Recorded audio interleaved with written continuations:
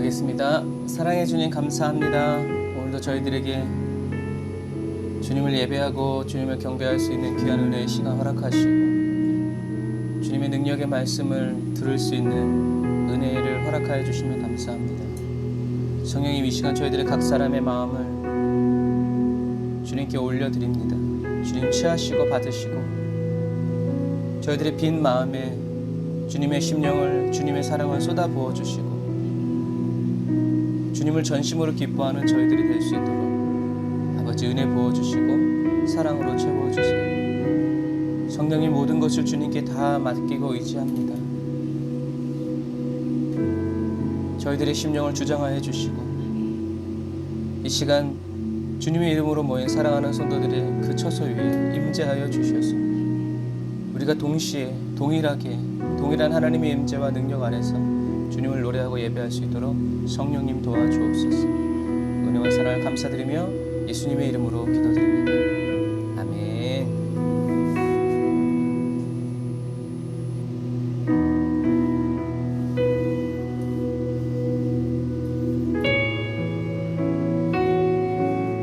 오늘도 저와 여러분들을 구원하시기 위해서 십자가의 길을 걸어가신 주님을 찬양합시다.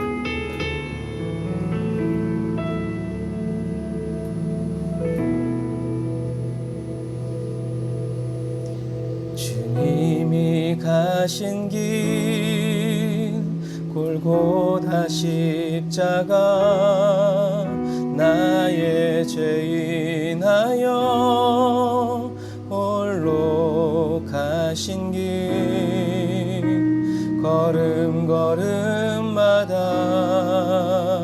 흘리신 그 피가 나의 더러운 죄 사셨네. 상한 나의 마음, 지친 나의 영혼, 주님의 십자가 회복하네. 주님의 그 피가 나를 영원한 생명을 주셨네. 다시 한 번 더. 주님이 가신 길, 주님이 가신 길 골고다 십자가 나의 죄 위하여 홀로 가신 길 걸음걸음마다 흘리신 그 피가 나의 더러운 죄 사셨네. 아멘. 상한 나의 마음, 지친 나의 영혼, 주님의 십자가 회복하네. 주님의 그 피가 나를 구했네. 영원한 생명을 주셨네. 나 이제 알았네. 그 피의 의미를, 눈물의 의미를 나는 알았네. 자기를 내어 주어 세상을 구했네. 그 피가 나를 구했네. 그 피가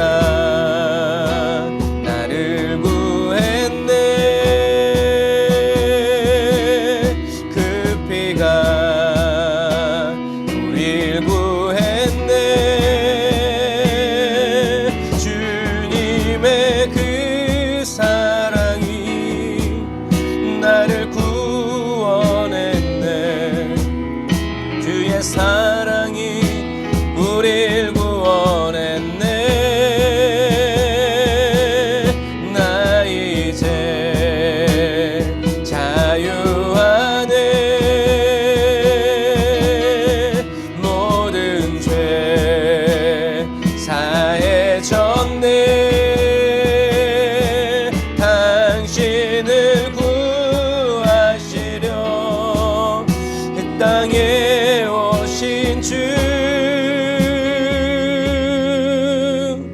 이제 그 피로 영원히 다시 한 번 더 그 피가 나를 구합니다. 그 피가 나를 구했네.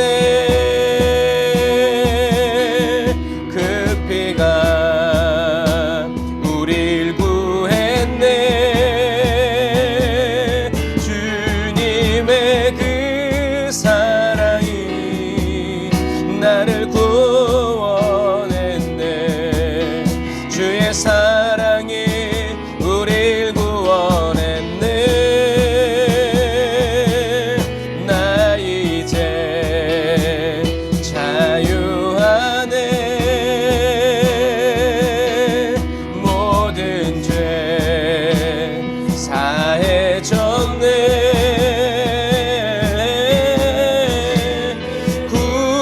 구하시려 이 땅에 오신 주,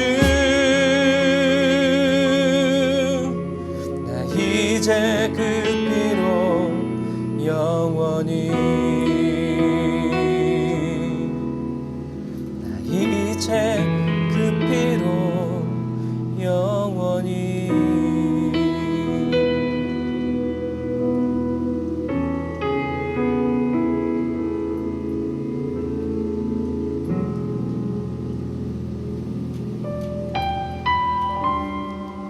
십자가의 보혈로 저와 여러분들을 이미 영원히 자유케 하신 주님을 찬양합니다.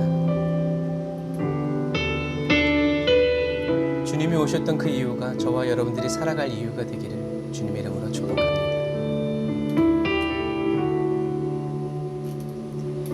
이 세상 가장 아름다운 주님의 순종의 눈물,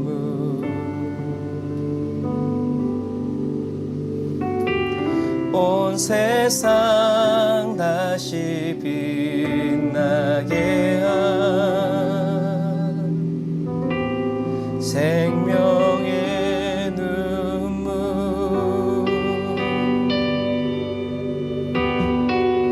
그가 이 땅에 오신 이유 죽어야 살게 되고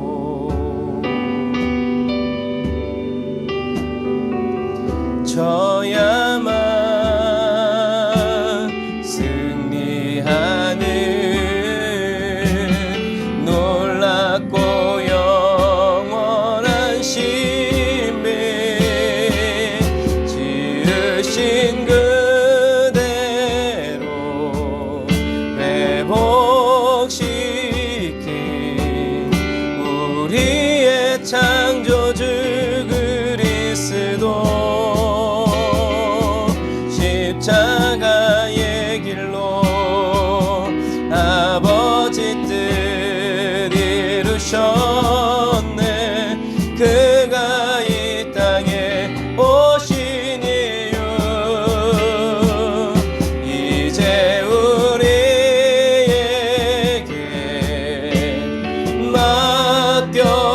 맡겨진 그 소망, 그 사랑, 그 생명, 아름답고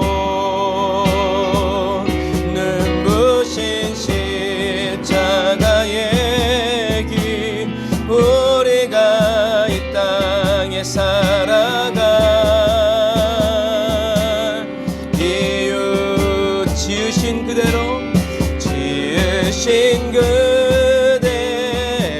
온전하게 회복시킨 우리의 창조주 그리스도, 십자가의 길로 아버지 뜻 이루셨네. 그가 이 땅에 오신 이유, 이제 우리에게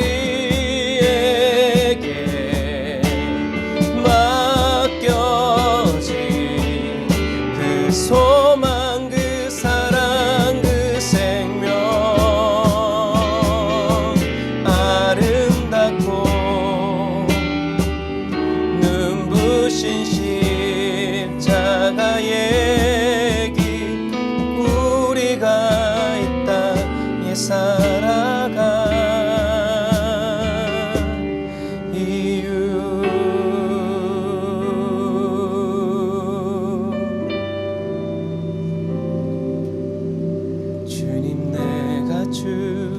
장막을 사모함. 하늘의 장막을 우리에게 주시기 원하셨어. 오직 주의 임재를 갈망합니다. 주의 집에서의 하루가 다른 곳의 첫날보다 좋으니 그 사랑 안에 머물며 사랑 노래합니다. 다시 한 번 더. 주님 내가 주의 장막, 주님 내가 주의 장, 그 시온산을 사모합니다. 오직 주의 임재를 갈망합니다. 주의 집에서의 하루가 다른 곳의 첫날보다 좋으니 그 사랑 안에 머물며 사랑 노래합니다. 내가 부를 새 노래. 나의 평생에 단 한 가지 소원, 주의 아름다우심 보며 사랑 노래하는 것. 나의 왕 되신 주님의 얼굴 구하며 그 사랑 안에 머물러 사랑 노래합니다. 우리 처음부터 다시 한 번 더. 주님 내가 주의 장막을 사모합니다. 오직 주의 임재를 갈망합니다. 주의 집에서의 하루가 다른 곳의 첫날보다 좋으니 그 사랑 안에 머물며 사랑 노래합니다. 나의 평생에 단 한 가지 소원, 주의 아름다우심 보며 사랑 노래하는 것. 나의 왕 되신 주님의 얼굴 구하며 안에 머물러 사랑 노래한. 다시 한 번 더. 나의 평생에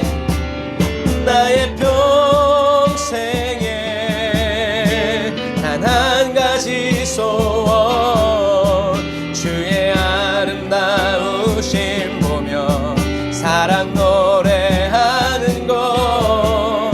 나의 왕 되신 주님의 얼굴 구하며 주 사랑 안에 머물며 사랑 노래합니다. 그 사랑 얼마나 아름다운지, 그 사랑 얼마나 날 부욕해 하는지, 그 사랑 얼마나 크고 놀라운지를, 그 사랑 얼마나 날 감격하게 하는지. 새 노래로 노래하니 그 사랑 얼마나 아름다운지, 그 사랑 얼마나 나 이 세상에 살아가는 동안 모든 순간마다 그 사랑 얼마나 크고 놀라운지를, 그 사랑 얼마나 나를 감격하게 다시 한 번 더. 이 땅에 사는 동안 쉬지 않고 그 사랑 얼마나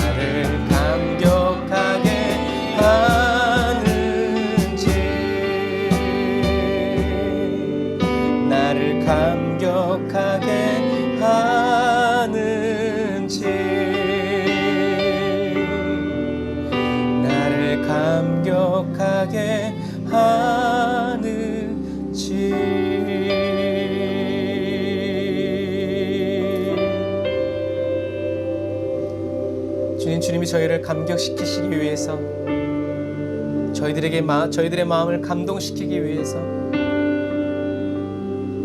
주님의 긴 옷자락을 들고 발뒤꿈치를 들고 저희들에게 소근소근 다가오실 때 주님의 그 발자국을 알아듣게 하시고, 마치 개들이 저 산 너머의 주인의 발자국을 알아듣듯이 주님 그러한 사모함과 그런 갈망 저희들에게 부어주셔서 어린 양 되신 예수 그리스도를 이 땅에 살아가는 모든 삶의 순간순간마다 찬양하고 노래할 수 있도록 도와주옵소서.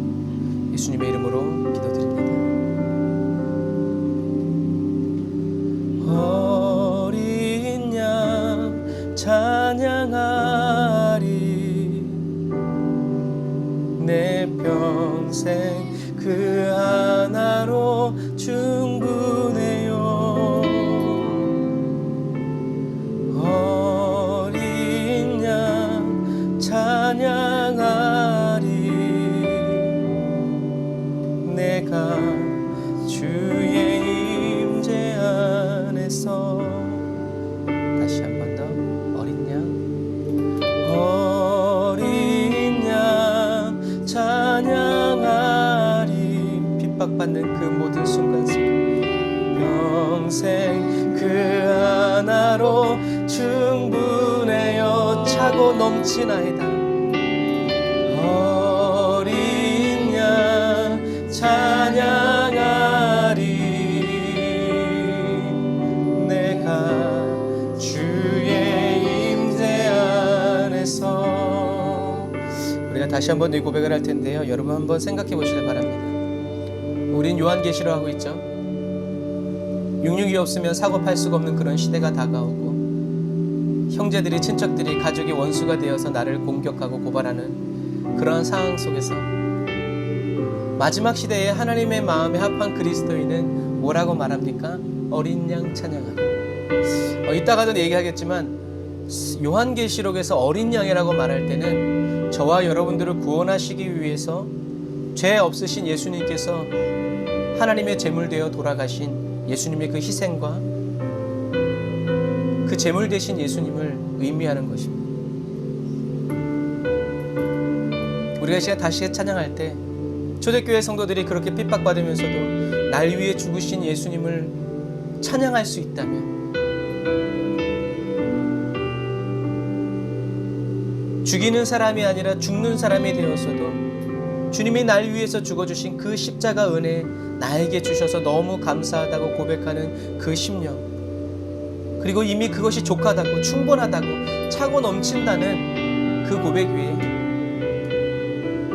주님의 임재가 덮이고 주님의 임재가 채워지는 것입니다. 다시 한 번 더 이 고백을 주님께 올려드릴까요?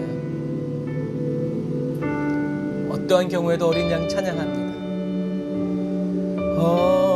어린 양 찬양하리, 내 평생 그 하나로 충분해요. 어린 양 찬양하리, 내가 주의 임재야. 주님의 임재로 더 덮어주옵소서. 어린 양 찬양하리, 어린 양 찬양하리, 내 평생 그 하나로 충분해요. 어린 양 찬양하리, 내가 주의 임재 안에서. 다시 한 번 더. 어린 양, 어린 양 찬양하리, 찬양하게 하소서. 내 평생 그 하나로 충분해요. 어린 양 찬양하리, 내가. 주님께서 이 시간 저와 여러분들의 중심을 보실 때 기쁨이 넘치시기를 바랍니다. 주님의 사랑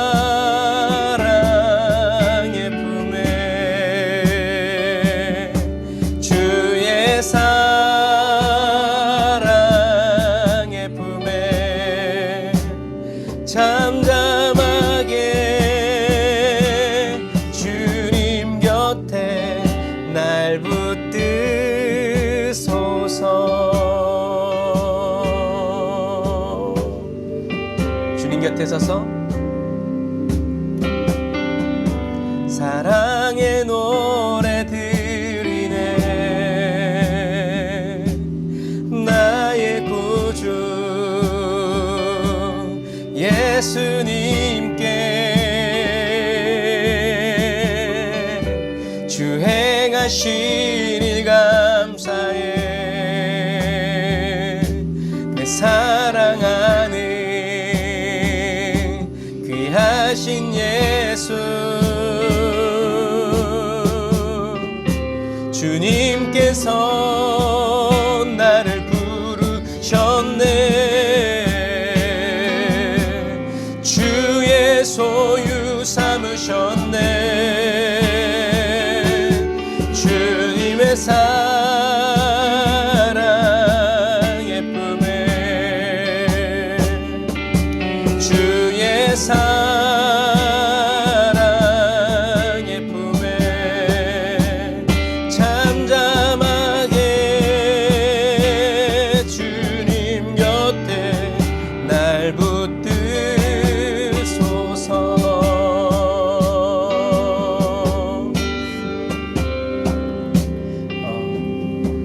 오늘 이 그리스도인은 사랑의 노래를 드리죠. 이게 오늘 본문에 나오는 새 노래라고 보셔야 될 것 같아요. 그러니까 설교를 준비한 저는 이 찬양을 통해서 하나님의 더 깊은 것들을 이렇게 알게 되는데요. 이분은 사랑의 노래를 주님께 드린대요. 근데 그분이 나의 구주 예수님이라는 거죠. 내게 행하신 일을 감사한대요. 그래서 주님이 행하신 일이 뭘까요? 다른 게 아니라 주님이 나를 부르셨다는 거죠. 주님이 나를 주님의 소유 삼으셨다는 거죠. 택하심과 주의 소유를 삼으셨다라는 것은 오늘 본문에 나오는 첫 열매라는 거예요. 내가 너를 택했다. 무엇으로? 나의 사랑하는 신부로, 나의 자녀로, 나의 친구로 부르시고 택하셨다라는 거예요. 근데 그것을 뭐라 했냐면 주님의 사랑의 품에 안아주시는 것으로 이분은 느낀 거예요. 그래서 주님 곁에 나를 붙들어 달라라는 말은 나와 대화해 달라는 말과도 그 의미가 통해요. 그러니까 나의 노래를 들어달라는 거죠. 내가 주님을 향한 고백. 그래서 70인의 제자들처럼 마귀가 떨어지는 것을 기뻐하고 우리들의 삶에 기적이 나타났으면 기뻐하는 것이 아니라 저와 여러분들이 주님께 불러드려야 될 영원한 새 노래는 무엇이냐면 주님이 나를 택하여 주셨다는 것 감사합니다. 주님이 나를 주님의 소유로 삼아 주셨다는 것 감사합니다. 사단이 멀쩡히 잘 잡고 있는 저와 여러분들을 주님이 아니야 얘는 내 거야 라고 찾아오실 때 주님의 생명으로 대가를 지불하셨다는 거죠. 다윗이 시편 8편에 얘기한 것처럼 내가 무엇이 간데 주께서 나를 이렇게 생각하십니까? 다윗이 노래했던 그 주님의 사랑, 주님의 고백. 그래서 원제가 사랑의 품이에요. 저와 여러분들이 주님의 사랑의 품에 안겨서 이 사랑의 새 노래를 날마다 불러드리는 그런 특권을 가지고 살아가는 저와 여러분들이 다 되시기를 바랍니다. 다시 한번 또 우리 처음부터 고백해 볼까요? 이 말씀을 기억하면서 주님의 품에 안겨서 사랑의 노래, 사랑의 노래 드리네. 나의 구주 어린 양 대신 예수님께 주 행하신 일 감사해. 내 사랑하는 귀하신 예수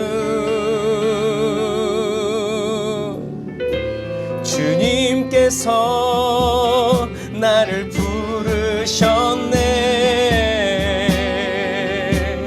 주의 소유 삼으셨네.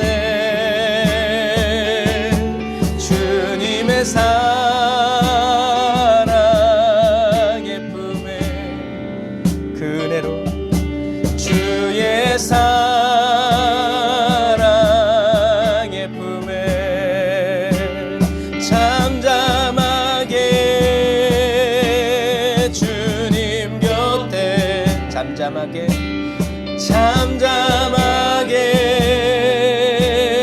주님 곁에 잠잠하게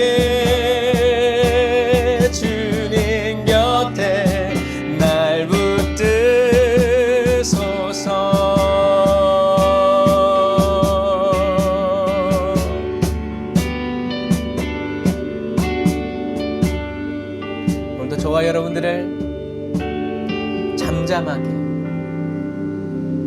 묻지도 말고 따지지도 말고 저와 여러분들을 그대로 안아주시고 영접해 주시고 인도해 주시는 주님을 찬양합니다. 주님이 저와 여러분들을 붙들어 주시기 위해서 필요한 단 한 가지는 바로 저와 여러분들의 정결함입니다. 성령님, 저희들의 마음을 정결케 하소서.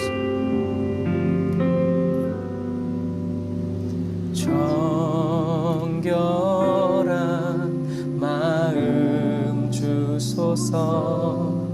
주는 소멸하는 분. 여호와의 산 그 거룩한 곳 오를 자누 군가. 다시 한 번 더 정결한 마음 주옵소서. 정결한 마음 주소서.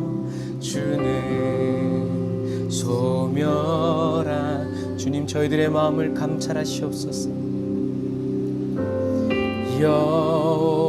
여호와의 산 그 거룩한 곳 오를 14만 4천이 되어 하나님의 거룩한 시온 성에 서게 하옵소서. 허탄한 뜻 버리고 주 가신 의의 길 따르리. 예수의 피로 씻겨진 깨끗한 손 들어 경배케 하소서. 주 얼굴 구하리. 오 주 얼굴 구하리. 구원의 하나님 주의 의로 이 백성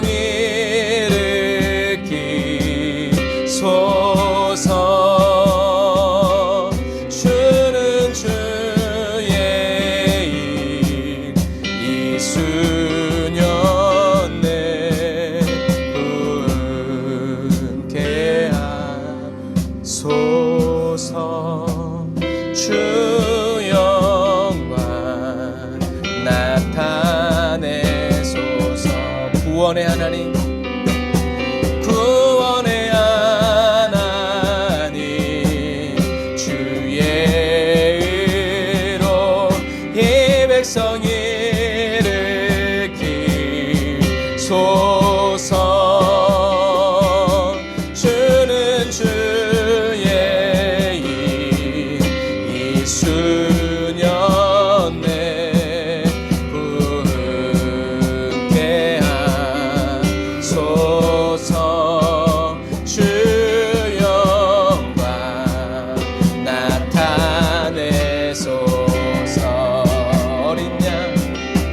어린 양 따르리. 어디로 인도하든지 자기를 부인하고 주 따르리. 주 영광 나타나 모든 육체 보리라. 주 이름 온 세계 위에 어린 양 따르리. 어디로 인도하든지 자기를 부인하고 주 따르리. 주 영광 나타나 모든 육체 보리라. 주 이름 온 세계 위에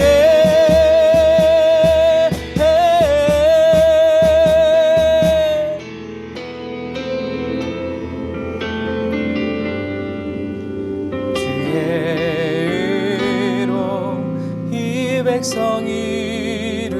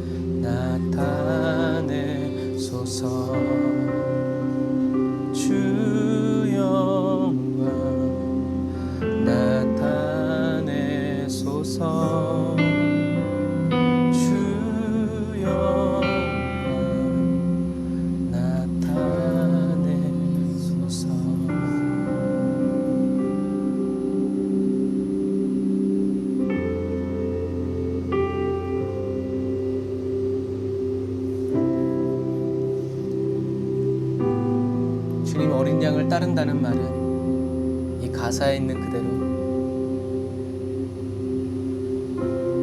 어린 양이신 예수님께서 세상 죄를 지고 십자가에서 죽으신 것처럼 나도 예수를 위해서 내 생명을 내어드리고 바치는 것을 당연히 여겨드리고 반드시 그래야만 한다는 그러한 때가 왔을 때 그 기회를 놓치지 않으리라는 결심과 각오와 결단을 가진 사람들이 하나님 보시기에 어린 양을 따르는 사람들임을 인하여 감사합니다. 주님, 그리스도인의 능력이 여기서 나옴을 인하여 찬양합니다. 주님, 저희들이 예수를 따르는 이유가 내가 살기 위해서가 아니라 예수님이 자기의 생명을 제물되어 하나님께 드리기 원하셨던 것처럼 주여, 저희들도 이 마지막 시대를 살아갈 때 나의 생명을 주님께 어떻게 하면 주를 위해서 살까? 어떻게 하면 주님의 영광을 위해서 먹고 마시고 쉬고 죽을 수 있을까? 고민하고 근심하고 나를 그런 영광의 첫 열매로 제물로 산 제물로 나의 생명을 드려 산 제사를 드리는 그런 그리스도의 소유로 철저히 따르기 원하여 기도하고 말씀을 묵상하며 복음을 전하는 마지막 시대의 십자가 권병으로 연단하여 주옵소서. 주님이 나를 전장으로 불러내시는 그날을 위해서 오늘의 나의 삶을 영적 전투의 전장으로 삼아서 땀을 흘리고 눈물을 쏟을 때 그날에 우리는 주님을 충실히 따르는, 끝까지 따르는 승리의 군사가 될 줄 믿습니다. 주님 감사합니다. 요한계시록이 없었다면 우리가 이 마지막 시대를 나 자신의 영광을 위해서, 잘 먹고 잘 살기 위해서 살라는 사단의 꼬임에 다 넘어갈 수밖에 없었을 텐데 주님이 요한계시록을 주심으로 인하여서 저희들이 마지막 시대에 어떻게 살아가야 할 것을 가르쳐 주시고 길을 열어주시니 감사합니다. 주여, 저희들의 마음이 세상에 사로잡히지 않고 온전히 주님께만 사로잡히기를 원하오니 주여 임재하여 주셔서 이 시간 이 말씀을 듣고 또 주님께 한 가지로 예배드리는 사랑하는 성도들의 심령을 주님의 능력의 손으로 붙드시옵소서. 그리고 자유케 하시고 모든 얽매임으로부터 풀려나게 하시고 노연하게 하시고 우리의 삶을 얽어매려는 것들이 다가올 때 예수의 이름으로 찌르고 베고 찢어서 대적하는 그리스도인 되게 하여 주옵소서. 영광의 주님을 바라봅니다. 기름 부어 주옵소서. 예수님의 이름으로 기도드립니다. 아멘. 할렐루야. 우리 하나님께 영광의 박수 올리겠습니다.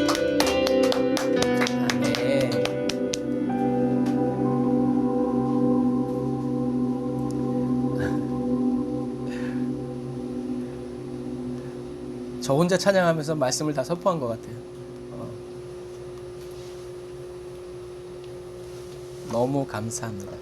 여러분은 한 번밖에 못 듣지만 저는 이 본문을 수십 번 계속 반복해서 묵상하게 되므로 예배가 더 나만 좋은가? 더 기뻐지고 그런 것 같아요. 여러분도 예배가 마치고 또 말씀이 맞춰지고 항상 그러죠. 찬양할 땐 제가 이 찬양을 왜 하는지 여러분들이 모를 거예요. 근데 말씀을 들으면 제가 왜 이 찬양을 했는지 아실 거예요. 그래서 찬양을 듣고 말씀을 듣고 다시 찬양 들어보시기를 권면해 드립니다. 그래서 어떤 때는 설교 먼저 하고 찬양을 하고 싶은 마음도 있기는 있어요. 그런데 여러분들이 이렇게 왜 하나님이 이 찬양을 하게 하셨는지 말씀을 통해서 제가 이렇게 깨닫고 또 여러분도 그런 은혜가 있으시기를 바랍니다. 자,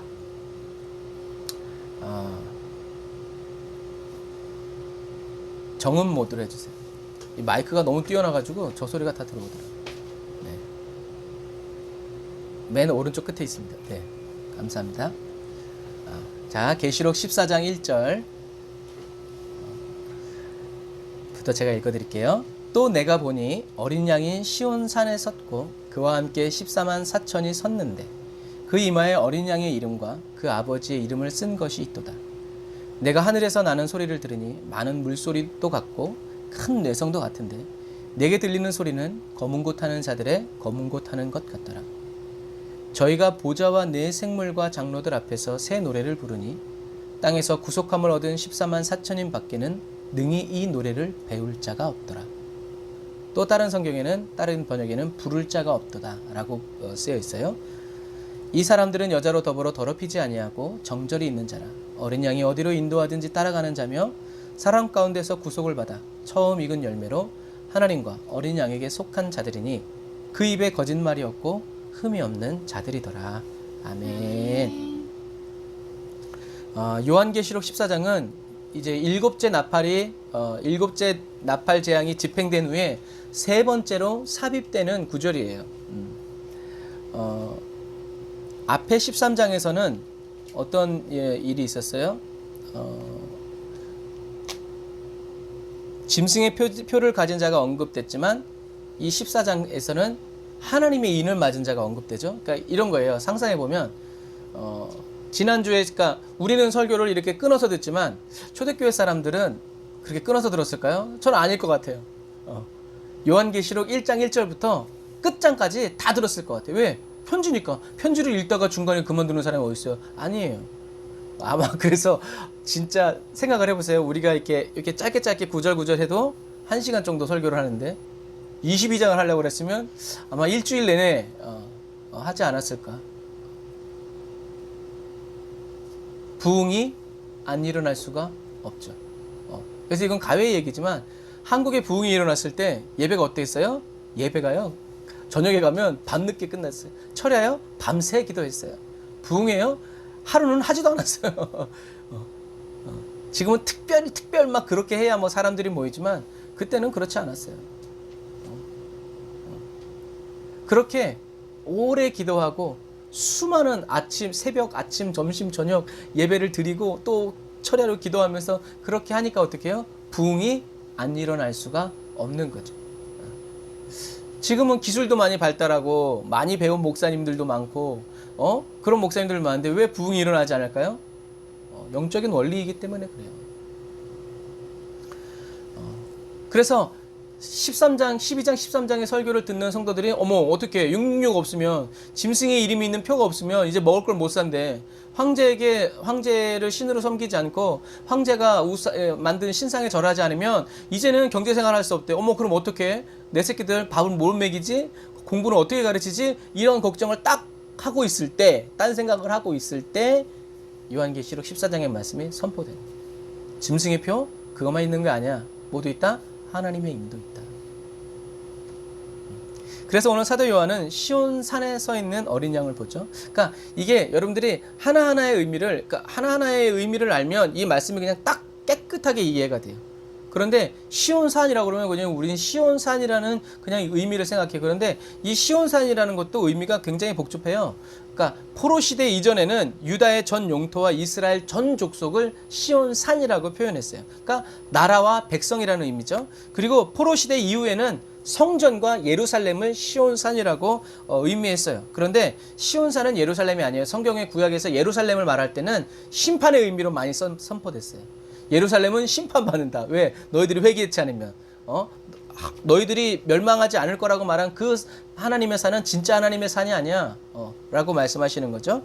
그래서 시온산은 오늘 요한계시록에 나오는 이 시온산이라는 개념은 그러니까 우리는 이걸 다 설명해야 되는데 그 당시 사람들은 설명이 필요해요? 필요했잖아요? 필요가 없어요. 시온산이라고 말하면 이미 그 시온산이 어떤 산인지 다 알아. 그러니까 다른 말이 필요 없는 거예요. 근데 우리는 그 의미를 모르니까 이렇게 설명이 필요한 거죠. 그래서 시온산은 구약 성경과 또 예언서에서 구속받은 자기 백성을 모으는 이 승리했을 때 다 모여서 이게 뭐냐면 중국의 어떤 그런 전장을 보면 전쟁이 다 끝난 다음에 무슨 자리가 있냐면 논공행상의 자리가 있어요.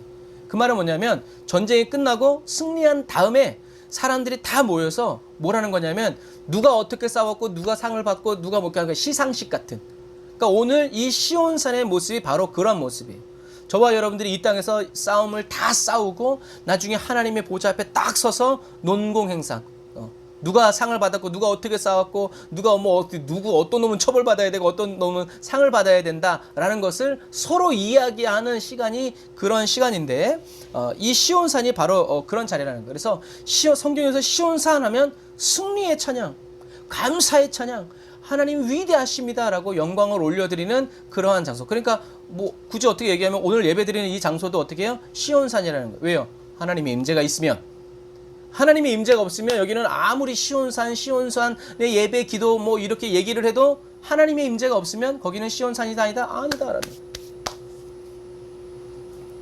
그래서 어떤 사람은 이 시온산이라는 것을 이 땅에서 이루어질 메시아 왕국 또는 천년 왕국이라고도 얘기를 해요. 그런데 여러분 기억하세요? 계시록에서 명확하게 얘기하지 않은 건 굳이 파고들 거 없어요. 중요한 건 뭐예요? 오늘 주님이 계시록을 통해서 계속 말씀하시는 건 뭐예요? 그 시온산이 예루살렘이든 저 이스라엘 저 땅이든 한국 평양이든 천년 왕국이든 그건 둘째 문제고 가장 근본적인 건 뭐예요? 그 시온산에 어린 양과 함께 설 수 있는 사람이냐, 네가. 그게 안 되는데 아무리 시온산이 어디고 뭐 천년 왕국이고 뭐 아무리 따져봐야 그건 너랑 상관이 있다 없다? 상관없다는 얘기예요. 어딘진 모르지만 그러나 어딘진 모르지만 그 시온산의 어린 양과 함께 아까 찬양하면서 얘기했죠. 어린 양이라는 것은 희생의 제물이에요. 성별되고 구별된 제물이라는 그러니까 예수님이 제물되어서 하나님께 드려졌듯이 또 예수님을 위해서 제물로 바쳐진 이 사람들과 함께 서는 그 시온산에 저와 여러분들이 설 수 있냐는 거죠. 그러니까 끝까지 믿음 지킬 수 있냐는 거죠. 예수님이 십자가를 질 수 있나 물어보실 때 아멘 주여 주를 위해 죽겠습니다 라고 말하는 사람이 될 수 있냐는 거죠. 그리고 실제로 목에 칼이 들어왔을 때 죽여라 할 수 있냐는 거죠. 왜 어떻게 하면 살려준다고 그래요? 예수를 부인하면. 이 땅에 지금 무슬림 땅에 있는 사람들도 목에 칼을 대고 뭐라고 얘기해요? 부인해. 알라 아흐바크. 알라는 위대하시다 외쳐. 그래서 무슬림이라 그러면 코란을 외우게 한다잖아요. 못 외우면 달랑. 여러분 기독교인이면서 코란 구절 외워가지고 살아나봐야 뭐가 되겠어요? 그런 사람은 시온산에 설 수 있다 없다? 없다. 지금 그 얘기예요. 그래서 이 요한계시록 14장 1절에 시온산은 하나님의 말씀에 이제 쭉 있듯이 이 땅에 살아가면서 구원함을 얻은 14만 4천 명. 그러니까 이 14만 4천 명도 딱 14만 4천 명이 아니라 뭐라고요? 완전수. 예수님의 구속으로. 그러니까 어떤 의미에서 이제 이거는 모르겠지만 구약 성도들 말고 예수님이 이 땅에 오셔서 십자가 죽으신 다음에 그 이름을 믿어서 구원을 얻은 사람들을 의미하는 거예요. 이런 관점으로 보자면 구약 시대 때 예수님의 십자가를 보고 믿은 아브라함과 다윗 같은 사람은 진짜 큰 은혜를 받은 사람들. 그래서 이 14만 4천 명이 바로 그런 의미다. 그러니까 구원함을 얻은 모든 그리스도인들을 대표하는 것이 이 14만 4천 명인데 완전한 수. 그러니까 모든 수라는 거예요. 그래서 이 사람들이 찬양할 때 뭐라고 그래요? 많은 물소리.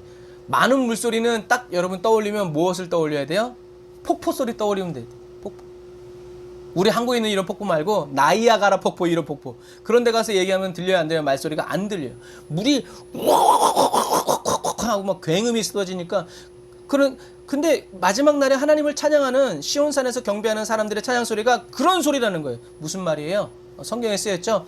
모든 족속과 백성 방언 가운데서 구속함을 입은 사람들이 주님께 나와서 한마디만 해도 엄청난 함성이 된다는 거예요. 그러니까 상상해 보세요. 예수님이 돌아가신 다음 날에라도 2000년 동안 예수의 이름으로 구원 얻은 사람들이 하나님을 찬양한다 생각해 보세요. 그 찬양 소리가 이 땅을 흔들겠죠. 지옥터를 흔드는 거예요. 그런 개념이에요. 그래서 14만 4천은 그런 의미고 시온산은 하나님이 마지막 때 남은 자들 끝까지 예수님을 믿은 사람들과 함께 그들을 지켜주시고 그들을 보호해 주시고 그들을 이렇게 함께 해주시는 장막 천국 그러니까 성전 똑같은 거예요. 그래서 천국에 있는 성전은 우리 보이는 이런 유형 자체가 아니라 하나님 자체가 성전이라고 그랬죠. 저와 여러분 자체가 하나님의 성전인 것처럼 나중에 천국 가면 천국은 그래서 그 어디나 주님 내 주 예수 계신 곳이 하늘나라라는 거죠. 이제 이것처럼 마지막 날에 저와 여러분들이 시온산에 서서 어린 양 곁에 서서 하나님과 어린 양을 찬양하는 이러한 14만 4천 그러한 사람이 되시기를 주님의 이름으로 축복합니다. 뭐 결론적인 얘기지만 그런 사람이 되기 위해서는 어떻게 해야 돼요? 오늘 본문에 나와 있는 것처럼 4절에 여자로 더불어 더럽히지 않고 어린 양이 어디로 인도하든지 따라가고 처음 익은 열매로 어린 양에 속한 자고 거짓말이 없고 흠이 없는 자들. 이 사람들이 바로 그러한 사람들이니까 그러니까 결국엔 뭐예요? 너희들이 이러한 사람이 되어야 한다라는 거예요. 너희들이. 그런데 이단들은 어떻게 해요? 14만 4천에만 포인트 꽂는 14만 4천이든 5천이든 8천이든 9천이든 2만 4천이든 상관없어요. 중요한 건 뭐예요? 저와 여러분들이 그곳에 들어가기 위해서 어떻게 해요? 우리는 순결을 지켜야 되고 어린 양이 어디로 인도하든지 따라가는 사람이 되어야 하고 거짓이 없고 흠이 없는 사람이 되어야 하고 새 노래를 부르는 사람들이 되어야 된다는 거예요. 근데 그래서 이것이 무엇인지 알기 위해서는 이 개념 하나하나를 저와 여러분들이 알아야 된다라는 거죠. 그래서 여기서 이제 중요한 개념은 이거예요. 우리들이 오해하기 쉬운 건 이런 거예요. 자, 다시 리셋해서 12장 끝에서 용은 무엇을 하고 있어요? 바다와 땅에서 짐승을 불러내어서 그들에게 권세와 힘과 능력을 줘서 어떻게 해요? 그리스도인들을 핍박하고 여자의 후손인 교회를 핍박하고 그리스도인들을 핍박하고 또 한편으로는 하나님을 믿지 않는 사람들을 미혹하고 그들을 유혹하기 위해서 역사를 베풀죠. 그런데 오늘 본문에 성도들은 어디 있어요? 시온산에 있어요. 이거는 약간 이렇게 생각하셔야 돼요. 성도들은 어디 있어요? 지금 이 땅에 있어요. 이 땅에서 살아가요. 원수의 압제와 이 세상 정부의 권력으로부터 자유롭지 못하고 정부가 때리면 맞아야 되고 굶기면 굶어야 되고 죽이면 죽임을 당해야 돼. 이 땅에서. 그런데 그리스도인의 정체성은 어디라고 해요? 어디에 있어요? 육체는 여기에 있지만 그리스도인의 영적인 정체성은 어디에 있어요? 이미 하나님의 산에서 있다는 거예요. 이거 이렇게 생각하시면 돼요. 너희들이 땅에서 매면 하늘에서도 매이고 땅에서 풀면 하늘에서도 풀린다. 저와 여러분들이 이 땅에서 세상의 정부와 원수 마귀가 저와 여러분들을 핍박할 때 예수님을 그리스도로 믿어 타협하고 협상하지 않고 융통성을 발휘해서 엎드려 절하기도 좋은 게 좋은 거다. 이러한 타협된 삶을 살지 않고 그래 죽이려면 죽여라. 난 오직 예수다. 라고 고통스럽게 살아가는 그 삶. 고통스럽지만 거기서 오직 예수 나의 믿음 십자가 능력이 이렇게 외치면서 힘없이 죽어가는 이 사람들의 영적인 삶은 어디에서? 천국에서 하나님 앞에서 새 노래로 들려진다는 얘기.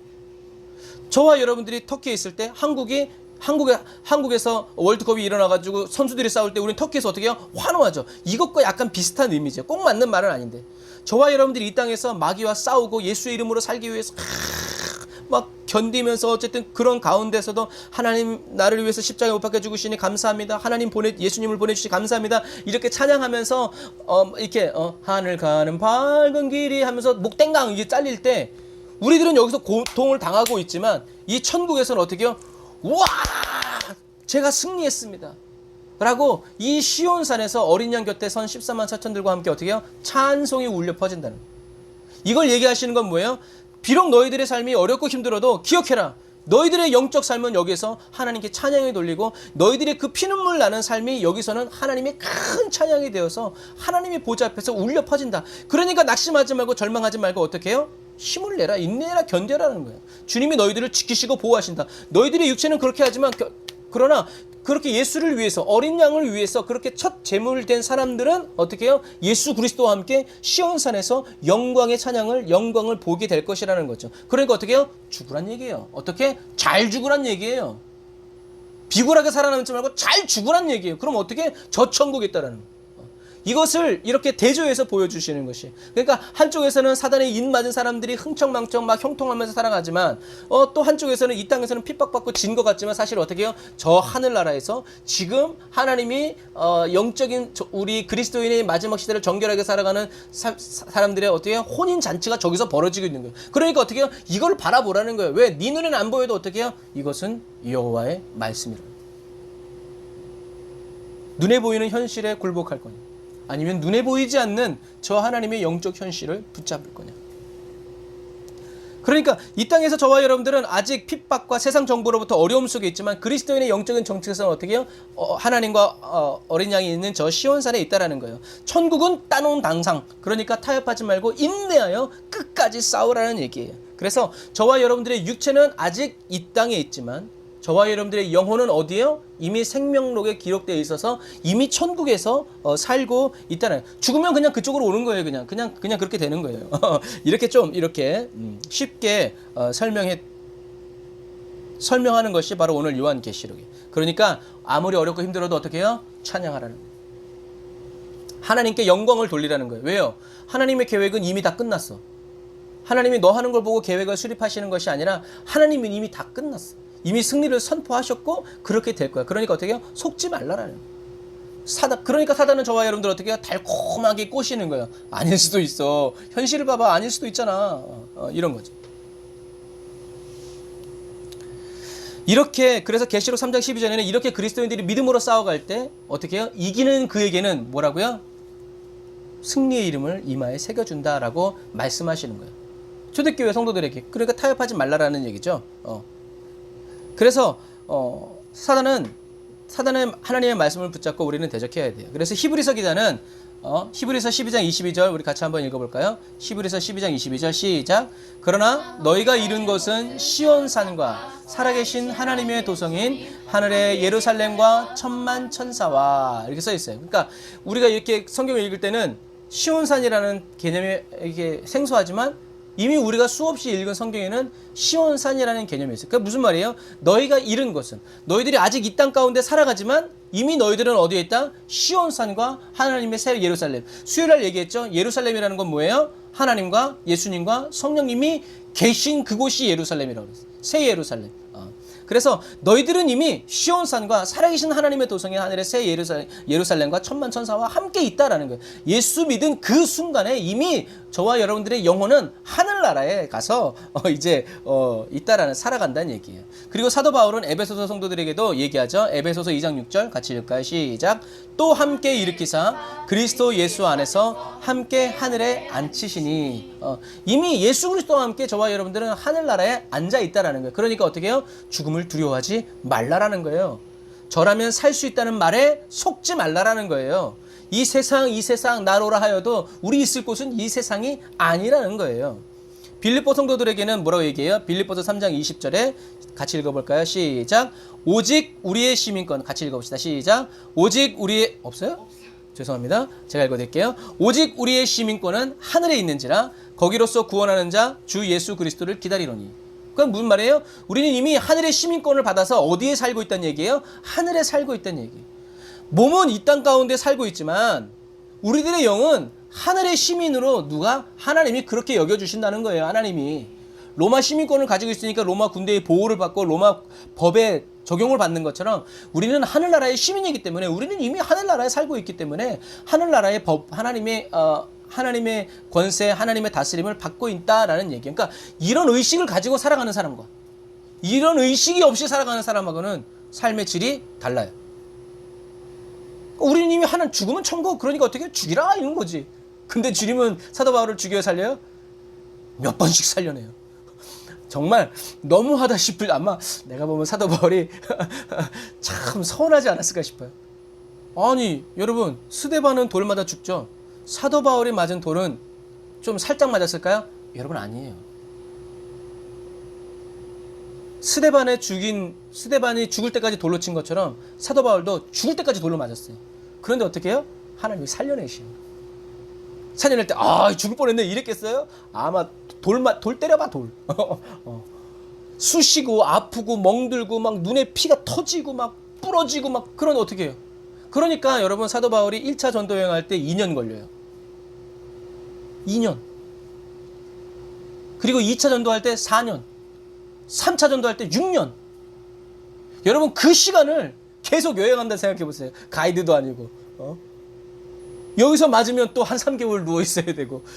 그런데도 또 여기 있으면 또 하니까 또 그냥 다친 몸을 이끌고 지팡이를 집어서라도 산맥을 넘어가고 강을 건너가고 막.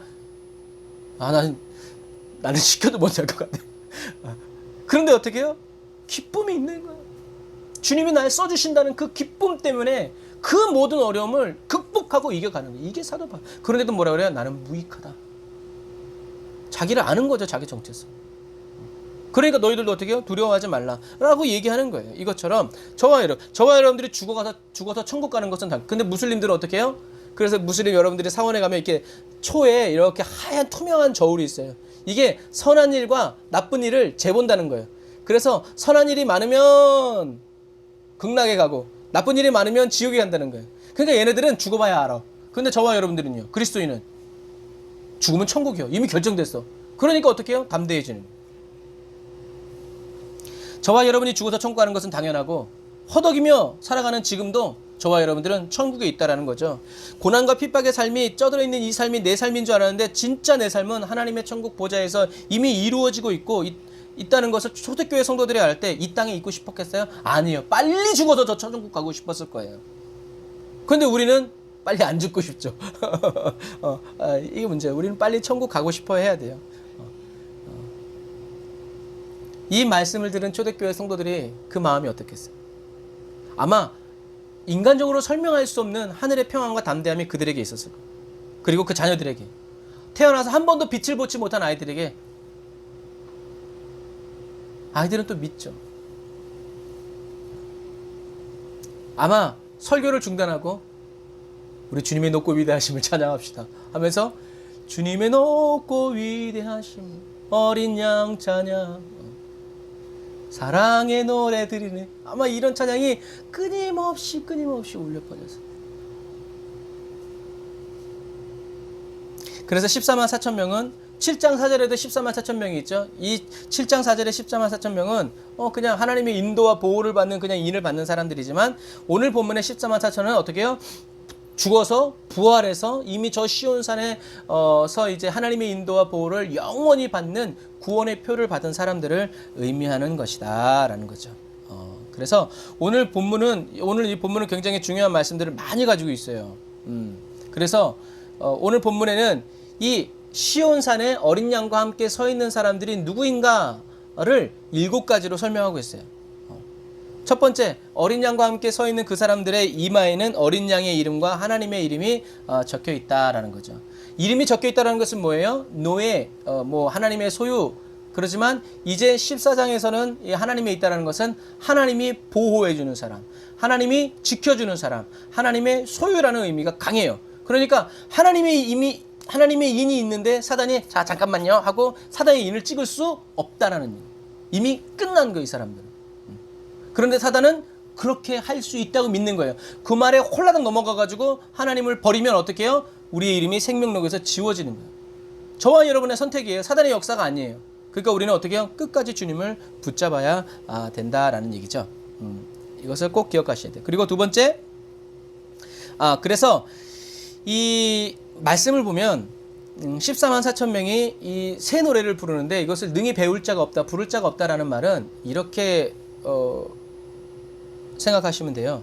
천사들이 먼저 부르고 그 다음에 14만 4천 명이 그 노래를 듣고 배워서 부른다 라고 생각하시면 되는데 어떤 성경학자가 재밌게 표현을 했어요.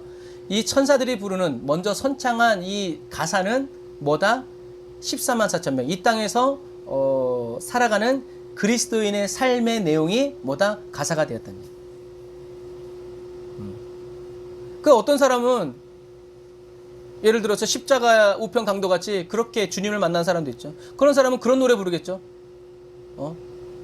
나 일생토록 죄악을 그렇지, 그 찬양하면 되겠네. 죄악된 세상을 방황하다가 천국과 지옥도 나는 몰랐네. 그런데 주님이 나를 찾아오셔서 나를 구원. 이게 뭐예요? 그 날에 하늘나라 시온산 하나님과 어린 양의 보좌 앞에서 울려 퍼질 새 노래.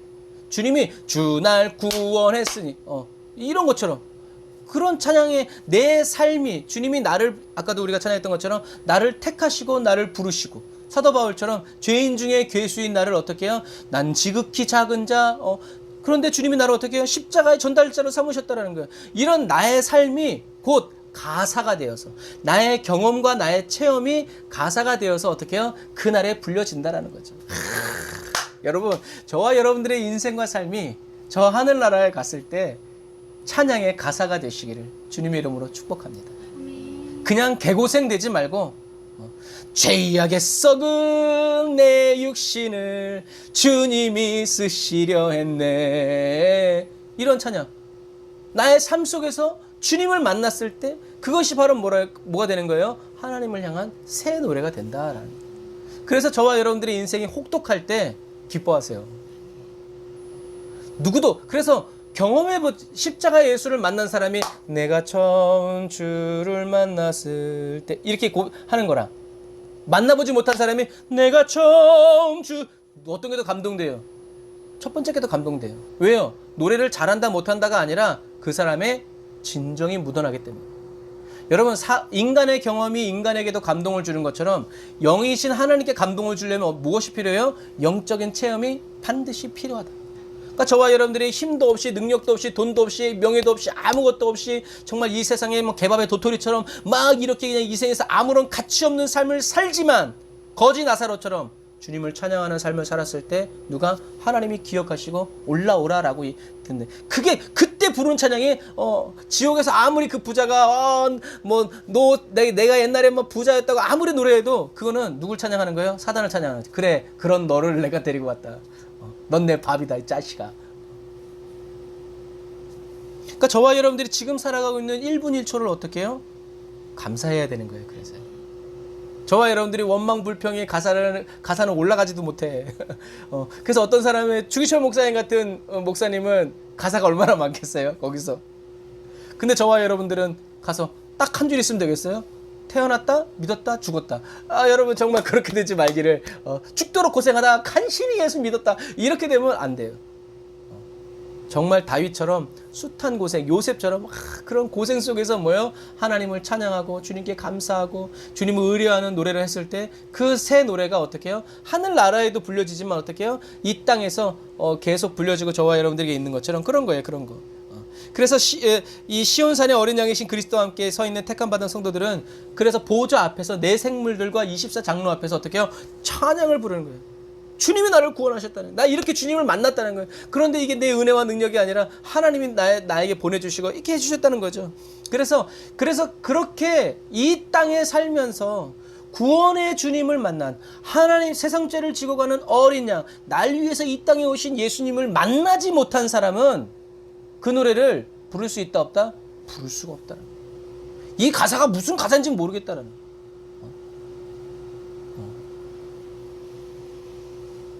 그러니까 꼭 맞는 비유는 아닌데 이렇게 비유하면 좋을 것 같아요. 성악하는 사람들은 반드시 한국말뿐만이 아니라 모두 배워요. 이탈리아어를 배워요.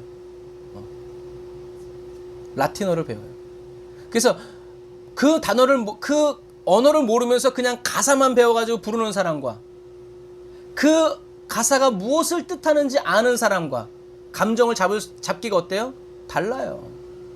그런 것과 마찬가지. 그래서 저와 여러분들이 이렇게 이 세상에 살아가면서 사단의 권세를 이기고 사단의 핍박과 이 세상의 멸시와 천대를 다 이기면서 지금 가사가 딱 그렇잖아요. 멸시천대 십자가는 누가? 내가 지고 가오리다. 그런 찬양은 그런 가운데서도 나는 십자가를 지고 가겠습니다. 나는 주님을 따라가겠습니다. 라고 각오하는 사람들이 부르는 군가라는 거죠. 그래서 새 노래는 여러분 신곡이 아니라 구원받은 자가 부르는 노래라는 것을 기억하시길 바랍니다. 그래서 이사야 43장 21절에는 이렇게 이사야 선지자가 예언했죠. 하나님이 이사야에게 말씀하신 거예요. 뭐라고요? 이 백성은 내가 나를 위하여 지었나니 나의 찬송을 부르게 하려 함이라. 할렐루야. 저와 여러분들의 인생의 그 고단함 속에서 그런 찬양도 있잖아요. 고단한 인생길 힘겨운 오늘도 뭐라고 찬양해요? 예수 내 마음 아시네. 그러니까 이분은 고단하고 힘들고 어렵지만 백혈병 걸려서 아기도 못 낳고 힘들고 어려운 이런 가운데 있지만 뭘 알았어요? 예수님이 내 마음을 아신다는 거예요. 여러분 적어도 이런 고난과 어려움을 이기고 하나님을 찬양하는 그 찬양의 가사가 어떻게 해요? 하늘나라에서 울려 퍼집니다. 그래서 천국에서는 새 노래가 만들어지지 않아요. 왜? 천국이니까. 거기는 눈물도 없어. 그래서 새 노래는 어디서만 만들어져요? 이 땅 가운데에서 만들어지는 거예요. 그러니까 저와 여러분들이 힘들고 어려울수록 그 고난 속에서도 날 위해 죽으시고 나를 부르시고 택하여 주신 주님의 십자가 은혜를 찬양할 때 그 찬양은 하늘나라의 새 노래로 등극하게 되는 거예요. 우리들의 삶을 하늘나라에 가 있는 믿음의 선조들이 어떻게 해요? 거기서 다 같이 배워서 부르고 작사 작곡해서 불러주고 이렇게 하는 거예요. 얼마나 좋아요.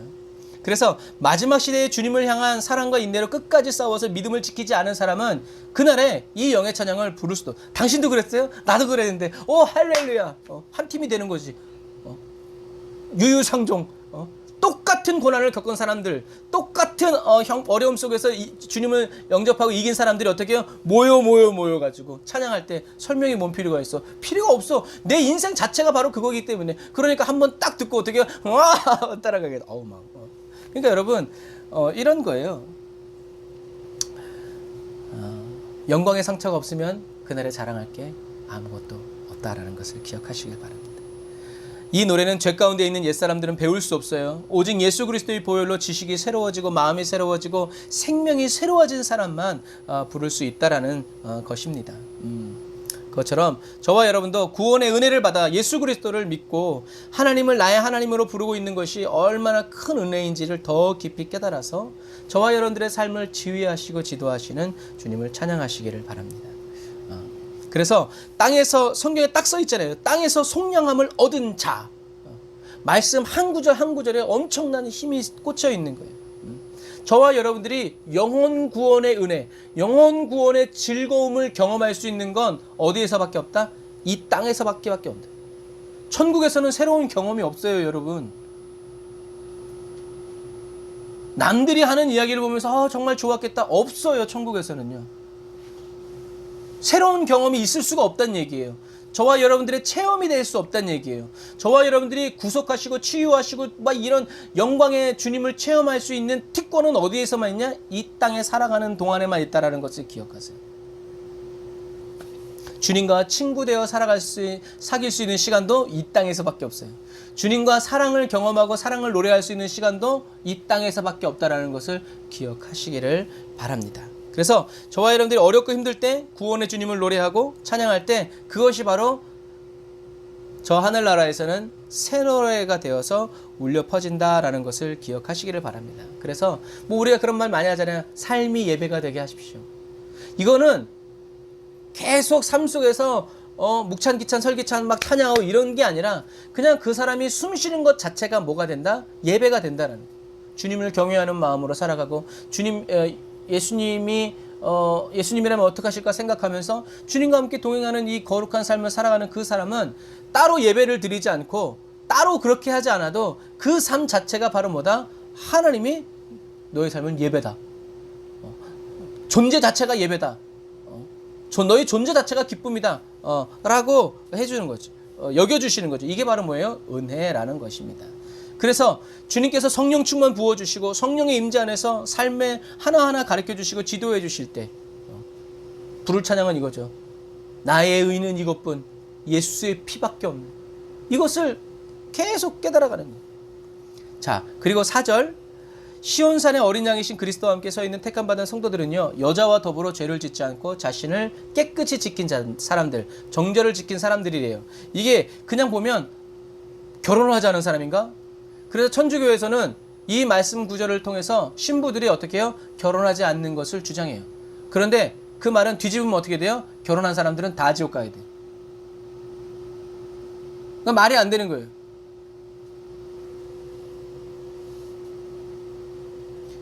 그러면 여자와 더불어 죄를 짓지 않은 깨끗한 성도들, 동정을 유지한 성도들은 어떤 사람들인가? 구약에서는 우상 숭배를 육체적인 음행을 했다라고 설명하고 있어요. 왜냐하면 하나님이 하나님과 백성 사이를 무엇으로? 남녀 관계로 말씀하시기 때문에 그래요.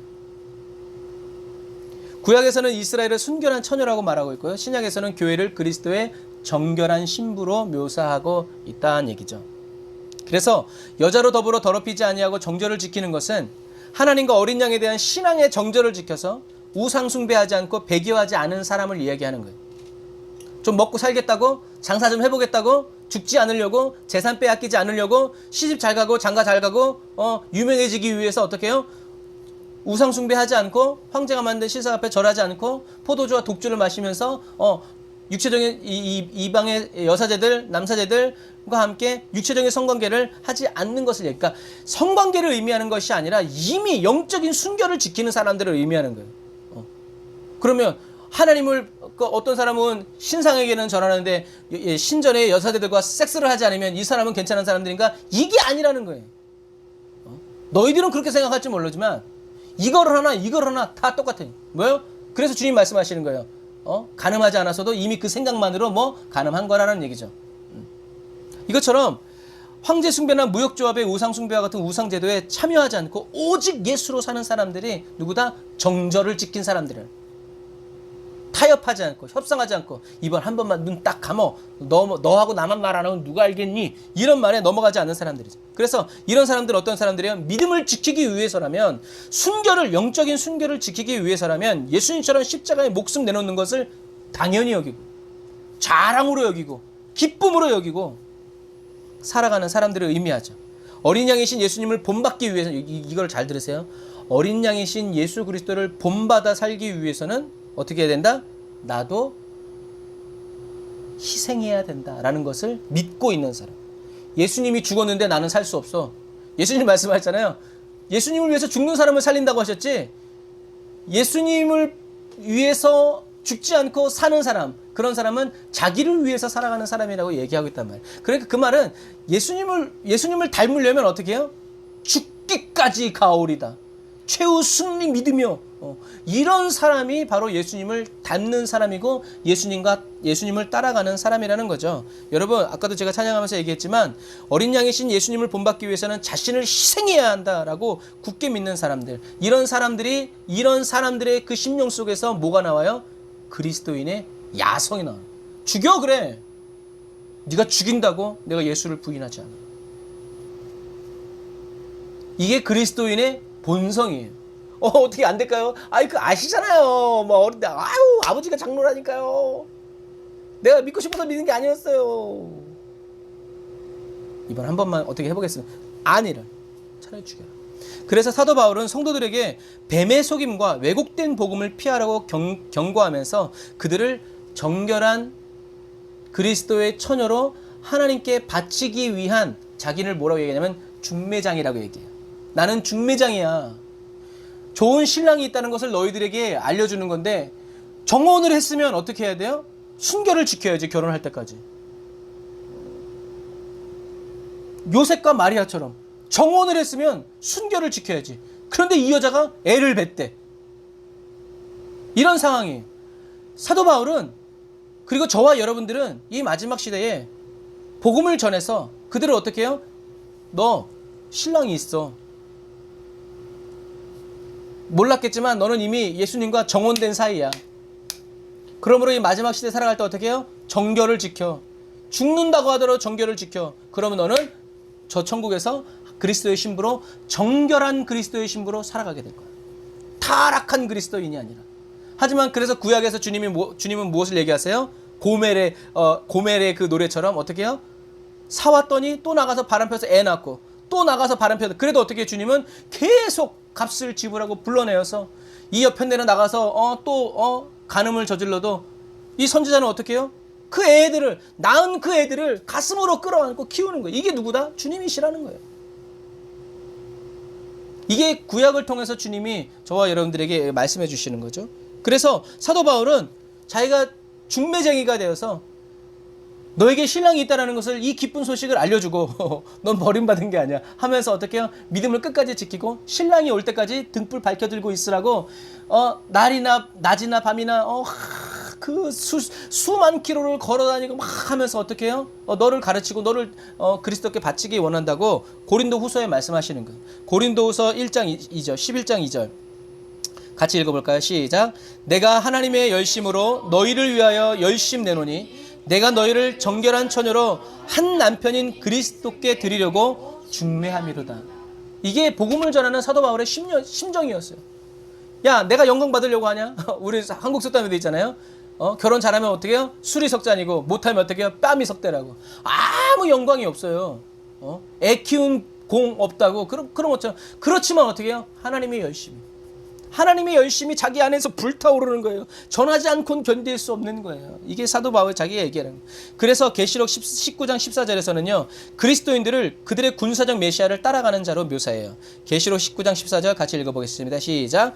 하늘에 있는 군대들이 희고 깨끗한 세마포를 입고 백마를 타고 그를 따르더라. 첫 번째 이미지. 그리스도를 백마를 타고 따른다는. 이게 19장에 나와 있는 계시록에 주님이 다시 오실 때 이렇게 흰 옷 입은 사람들이 세마포를 입고 예수님을 따르는 사람들. 또 다른 이미지 하나 이렇게 백마를 타고. 그런데 이제 이렇게 우리나라 지금 이 세상에 백마 타고 이렇게 오는 사람들 있죠. 누구? 신천지 이만희와 북한의 김정은. 그래서 백두혈통. 그래서 걔네들이 맨날 흰말 타고 나오는 거예요. 왜요? 성경을 기본으로 해서 이 메시아가 자기들이라는 얘기예요. 그러니까 북한의 교회에 김일성하고 있고, 중국 교회에도 공산당 시진핑 주석 있고, 그 다음에 또 예수님 초상화 있고, 뭐 같은 동격이란 얘기지. 공산당이랑 맞지 않죠. 그래서 순결한 자는 어떤 사람인가? 순결한 자는 여러 면에서 세상과 타협하지 않은 참 성도들을 이야기하고 정혼한 처녀처럼 절개를 끝까지 지킨 사람들. 이 사람들이 바로 자신의 정결함, 동정을 유지한 사람들이다라는 개념이에요. 이 개념.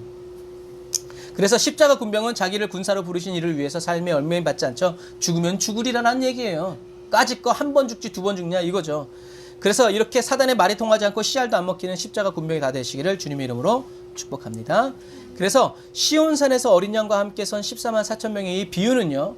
하나님만을 예배하고 다른 어떤 것도 하나님으로 여기지 않는 동정녀와 같은 영적인 순결을 지키고 성령을 따라 육체의 정욕을 제어해야 한다고 강조해서 가르쳐 주는 거예요. 주님이 다 이만희를 믿고 누구를 믿어서 14만 4천이 되는 게 아니에요, 여러분. 오히려 정 그 반대예요. 주님이 다시 오시는 그날에, 그리고 지금도 하나님만을 경배하고 섬기어 따르는 순결한 신부의 세대가 되어서 살아가는 저와 여러분들이 다 되시길 바랍니다. 그래서 4절 중반절에는 시온산의 어린 양의 신 그리스도와 함께 서 있는 택함받은 성도들은 어린 양이 가는 곳이라면 어디든지 따라가는 사람들이에요. 이거를 지리적인 의미로 생각하시면 안 돼요. 아까도 얘기했지만 죽기까지 따르오리. 무슨 말이에요? 죽으려고 하면 발을 빼겠다는 게 아니에요. 죽겠다는 얘기예요. 죽기까지 나는 따르겠다. 이게 어린 양을 따라가는 사람이에요. 왜요? 아까도 얘기했죠. 계속 반복해서 얘기하는 거예요. 예수님은 죽으셨어요. 그러니까 저와 여러분들이 죽지 않고 부활을 경험할 수 있다 없다? 없어요. 간단한 거예요. 그런데 사단은 죽지 않고 부활을 경험할 수 있다. 너희들이 선악과를 먹으면 하나님처럼 된다. 이런 말을 하는 게, 이런 거짓말을 하는 게 사단이에요. 제가 어제 재밌는 영상을 봤는데 북한에서 탈북한 청년이 작년에 우리나라 6.25 70주년 동영상을 보고 깜짝 놀랐대요. 제가 이따 올려드릴 테니까 여러분도 한번 판단해보세요. 비대면으로 애국가 제창을 하는데 우리들의 애국가 제창은 뭐예요?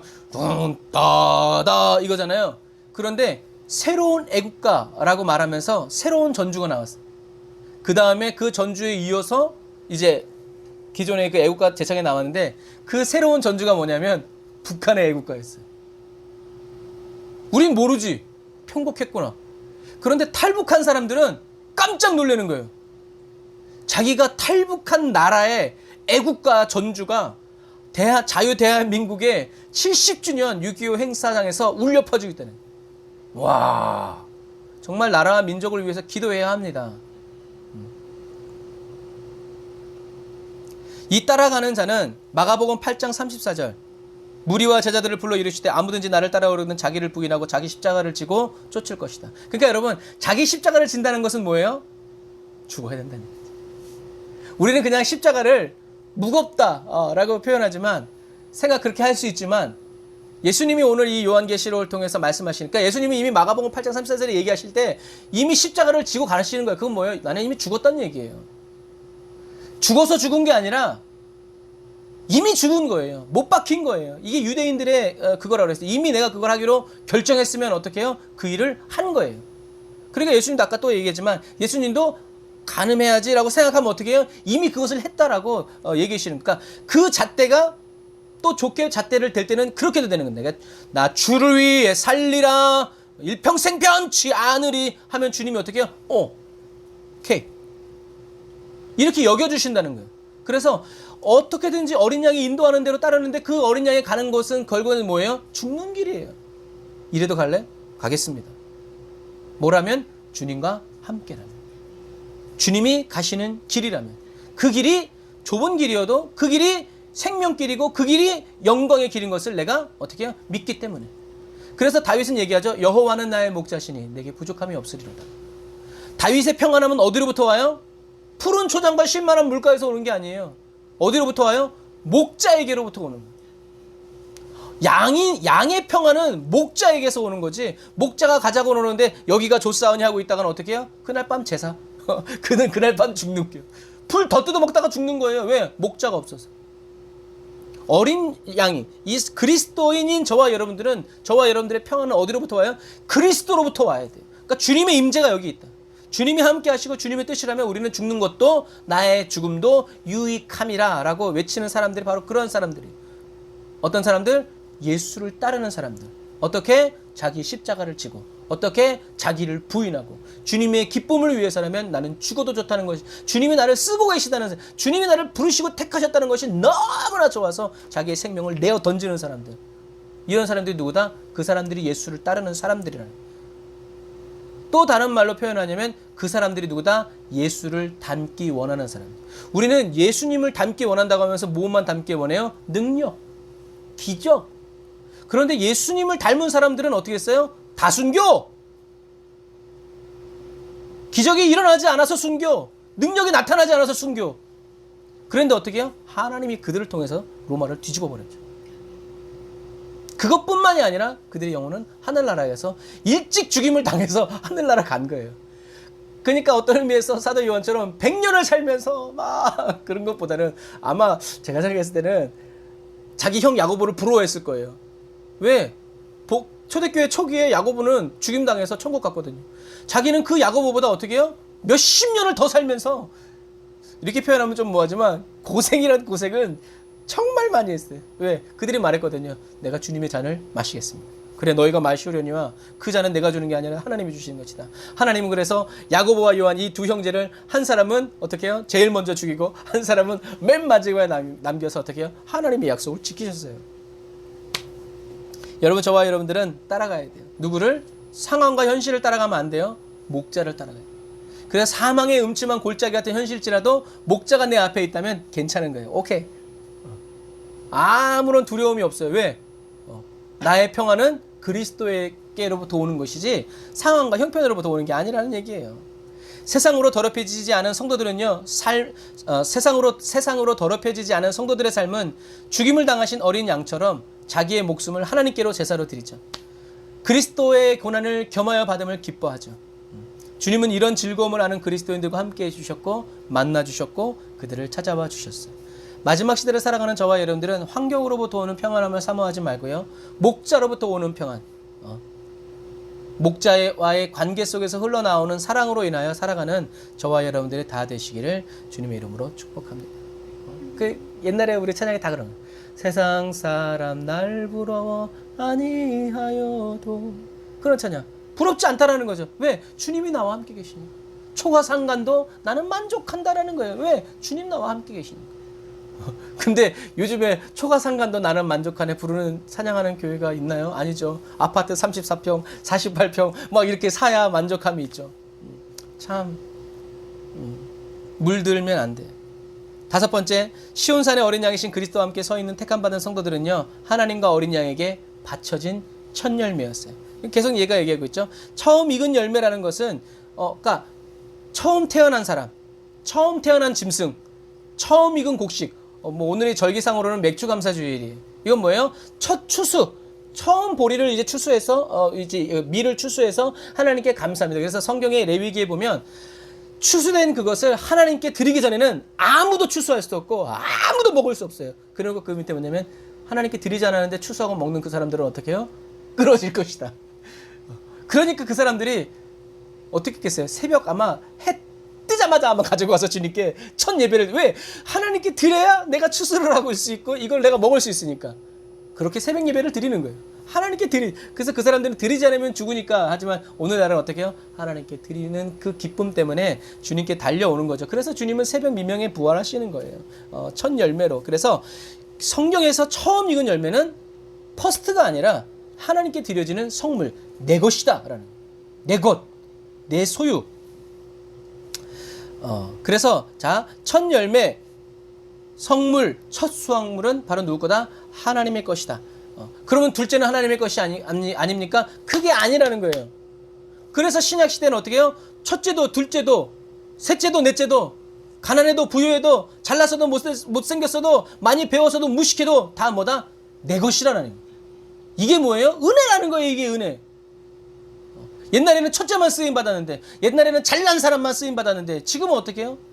그래서 손명희 시인의 나 가진 재물 없으나 깨달은 거예요. 왜 나한테 이런 어려움을 줬냐 라고 했을 때 주님이 남이 없는 것이 내게 있다. 그렇잖아요. 몸은 쓸 수 없지만 그 영성과 주님과의 교제는 우리는 돈을 주고도 그건 할 수 없는 그런 부분과 마찬가지예요. 예수님은 뭐였어요? 첫 열매였고 성물이었고 첫 수확물이었고 하나님의 것. 그래서 성경은 예수님을 뭐라고 해요? 산재물이라고. 예수님은 산재물이셨어요. 자기가 재물이라는 것을 알았어요. 그 재물이라는 십자가를 그래서 지고, 그래서 세례와 침례 요한을 얘기하는 거예요. 보라, 세상의 왕이다라고 하지 않고 어떻게 해요? 세상의 죄를 지고 가는 하나님의 어린 양이다. 그 말은 순결하고 이 얘기가 아니라 죽을 자다. 나는 그래서 저분의 신을 끈을 묶을 수도 없다. 나는 그렇게 비교할 수 없는 사람이다. 그분은 흥해야 되고 나는 쇠어야 해. 이렇게 말하는 거예요. 진실을 말하는 거죠. 그래서 저와 여러분들이 하나님께 바쳐진 첫 열매라는 것은 하나님의 어린 양이신 그리스도께서 저와 여러분들을 첫 열매로, 성물로, 하나님의 소유로 어떻게 해요? 여겨주시겠다는 거예요. 아주 더럽고 치사하고 나쁘고 죽일 연놈들인데 어떻게 해요? 너는 내 것이다. 내가 너를 사랑한다. 내가 너를 위해 죽었다 라고 어떻게 해요? 하나님과 어린 양이신 예수 그리스도께서 그렇게 인정해 주신다는 거예요. 그러니 이게 뭐예요? 어찌 찬양 안 할까? 이게 됩니다. 그런데 사단은 반대로 작용하죠. 어떻게 해요? 축복받을 만한 사람. 그래서 로마 백부장에게 그 아들을 살려달라고 할 때 사람들이 뭐라 그래요? 유대인들이 백성의 지도자들이 뭐래요? 이 사람은 고침받을 만합니다. 왜? 우리를 위해서 회당도 지어줬습니다. 이런 그게 사람들의 관점이에요. 주님을 위해서 헌금 많이 하고 뭔가 막 헌신하면 무엇을 받기에 당연하다고 얘기해요? 복 받기에 당연하다고 얘기해요. 근데 그건 어디의 개념이에요? 세상의 개념이에요. 그러면 거지 나사로 같은 사람은 천국 가면 안 돼. 뭘 했어 그 사람이? 우평강도는 천국 가면 안 돼요. 뭐 했어 그 사람이? 아무것도 안 했는데. 그런데 주님은 어떻게 해요? 너가 오늘 나와 함께 낙원했을 것이다. 첫 열매로. 예수님이 죽으셨을 때 가장 천국에 먼저 간 사람으로 그 사람의 이름이 등록되어 있는 거예요. 1번 우평강도, 이름이 뭔지 모르겠지만 그 사람이 오늘 14만 4천에 아마 1번일 거예요. 1번 번호표. 놀라운 거죠. 무엇을 자랑하겠어요? 그 사람이. 저와 여러분이 하나님과 어린 양에게 바쳐진 첫 열매라는 것은 하나님과 어린 양이신 그리스도께서 저와 여러분들을 첫 열매로, 성물로, 나의 소유로, 성령의 열매로 기꺼이 받아주신다. 나의 신부, 나의 사랑, 나의 친구 받아주신다는 얘기예요. 그래서 신약 성경에서 첫 열매는 무엇으로 많이 비유되냐면 복음 전했을 때 제일 처음 예수 믿은 사람으로 표현돼요. 열매가 있다, 없다, 많은 열매가 맺혔다 라는 이 말이 바로 그러한 일들이에요. 그래서 이렇게 회심한 사람들 중에 먼저 회심한 사람들 가르치는데 이렇게 회심했던 사람들 중에 한 사람이 누구예요? 사도 바울이죠. 사도 바울은 예수님이 돌아가시고 한 2, 3년 후에 예수님을 만나요. 그래서 이제 성서지리에서 하겠지만 사도 바울이 왜 그렇게 율법에 열심히였는지 아세요? 사도 바울의 고향이 어디예요? 다소예요. 거기는 어느 땅이에요? 로마의 땅이에요. 태어나면서 로마의 시민권을 받는. 그런데 사도 바울은 어떤 열망이 있어요? 나는 유대인이다. 그래서 이름도 이렇게 로마 시민권을 받기 위해서는 로마식으로 이름을 써야 돼.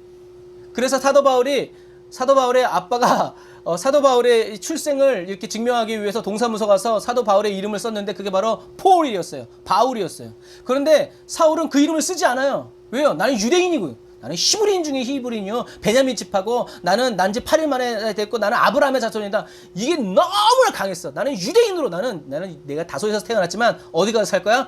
예루살렘에 가서 살 거야. 하나님을 위해서 살 거야. 이런 열심이 특심이었어요. 막 불타오르네 파이어 막 이랬어. 그러니까 예루살렘에 있는 제사장들이 누굴 알아? 사도 바울을 다 알았어요. 얼마나 열심히 했는지.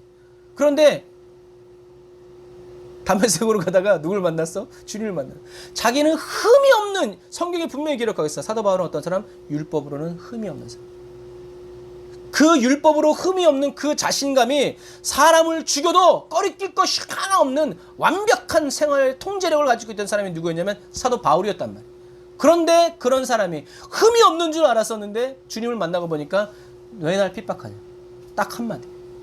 흠이 없는 사람이 아니라 흠 덩어리였던 얘기죠. 꼬꾸라지. 여러분, 이것처럼 저와 여러분들은 하나님의 기준에서 내가 어떤 사람이냐를 알아야 돼요. 빨리. 사람들이 나를 놀라워요 이렇게 해줘도 하나님 보였을 때 누구세요? 날아가는 거예요. 그날에.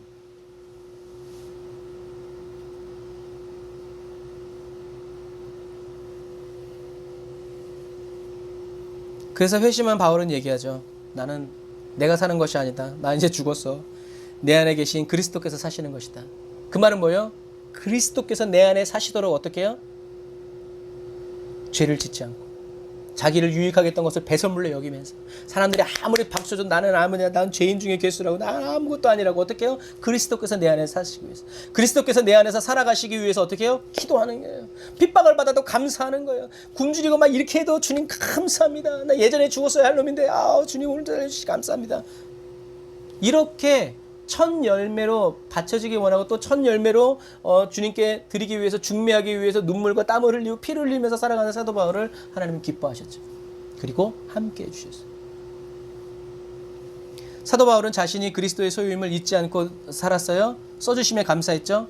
쓰임받음을 자랑하지 않고 쓰임받다가 버림받을 것을 두려워해서 주님을 경외했죠. 이 경외함이 사도 바울을 더 진실하게 만들었고 더 겸손하게 만들었어요. 그래서 이게 뭐예요? 은혜라는 거예요. 너희들이 생각하면 손만 얹으면 성령을 받는 이것이 은혜인 것 같지만 아니야. 나는 주님이 나를 찾아오신 게 난 은혜 중에 은혜야. 그게 뭐예요? 구원의 은혜라는 거예요. 그게 사도 바울이 이 땅에서 부르는 새 노래예요. 주님 나를 부르셨으니, 주님 나를 부르셨으니 내 모든 정성 내 모든 정성 주를 위해 바칩니다. 주님 주님 나의 기도 들으사 영원토록 주님만을 따르게 해달라고, 사랑하게 해달라고. 이게 고통 가운데 감옥에 갇혀서 매를 맞고 무시를 받고 멸시와 전대를 받으면서 부르는 사도 바울의 감사 찬양이었다. 주님은 그 찬양을 받으셨어요. 받지? 얼마나 좋으냐. 제가 내 마음을 평안하게 하는 자다. 그래서 14만 4천 명의 그리스도인들은요, 십자가로 인한 첫 열매로 세상으로부터 구별되어서 하나님과 어린 양에게 속하고 자신의 전생애를 주님께 온전히 드리고 바친 사람들이라는 거예요. 그러니까 14만 4천이 되는 유일한 길은 뭐예요? 예수를 위해서 죽기까지 충성하는 거예요. 교회에 충성하지 말고 목사에게 충성하지 말고 누구에게? 예수께. 어떻게 하면 주님을 기쁘시게 할까? 말씀대로 끝까지 살아가는 그 사람이 누구다? 나중에 그 사람이 14만 4천의 자리에 있고 이미 그런 사람은 어떻게? 이미 그런 자리에 있다는 것을 기억하시기를 바랍니다. 그래서 이 사람들이 첫 열매로 추수될 때 부르는 찬양은 제가 그래서 이거 썼어요. 거두리로다 거두리로다 기쁨으로 단을 거두리로다. 씨를 뿌릴 때는 슬픔으로 눈물 가운데 뿌렸지만 어떻게 해요? 기쁨으로 단을 거둔다는 거예요. 결국에 그 말은 뭐예요? 저와 여러분들이 추수되어질 때 그것이 바로 하나님을 기쁘시게 만든다는 거예요. 저와 여러분들이 첫 열매로 이 땅 가운데서 영향력을 행사하지 못하고 비굴하게 찌질하게 살아간다 할지라도 그런 가운데서 주님을 찬양하고 눈물로 오늘 눈물로 하늘의 씨를 심는다 이런 사람들이 어떻게 해요? 하나님의 기쁨이 된다는 거예요. 상황과 여건에 흔들리지 않는 너, 요동치 않는 너. 추수의 주인이신 하나님은 어떻게 해요? 먼저 이런 사람들을 천국 창고에 들이시고 그 다음에 어떻게 해요? 가라지들을 불에 태워서 추수를 끝내신다. 여러분, 저와 여러분들은 첫 열매 그리스도의 소유로 천국에 추수되시기를 주님으로 축복합니다. 오늘 설교가 조금 길어지니까 시간 안에 다 할 수 있을런지 모르겠네요. 중요한 개념이 하나 남았어요. 그것이 바로 뭐냐면 5절 상반절에 시온산의 어린 양이신 그리스도와 함께 서 있는 택함받은 성도들의 입에서는 무엇을 찾을 수 없다? 거짓을 찾을 수 없다라고 오늘 성경에 얘기하고 있어요. 자, 거짓말하면 어디 가요? 거짓말하면 어디 가요? 인간들이 대답이 없네. 거짓말하면 우리는 어디 가요? 지옥 간다고 많이 배워요. 그러면 그때 그 거짓말은 어떤 거짓말일까요? 지옥 가는 거짓말이 뭘까요? 한번 여러분 생각해 보세요. 거짓말하면 지옥 가요. 맞아요. 사실이에요. 팩트예요. 그런데 거짓말하면 지옥 가는 거짓말이 있다는 얘기예요. 오늘 요한계시록에서 사도 요한은 주님은 우리에게 말씀하세요. 야, 거짓말하면 지옥 간다. 지옥 가는 거짓말이 있다. 그런데 우리는 어떤 때 이런 말을 써요? 도덕적이고 윤리적인 거짓말을 할 때 이 말을 써요. 여러분 잘못 가르치는 겁니다. 그럼 그걸 가르치고 있는 선생님은 거짓말 한 번도 안 했을까요? 아니에요.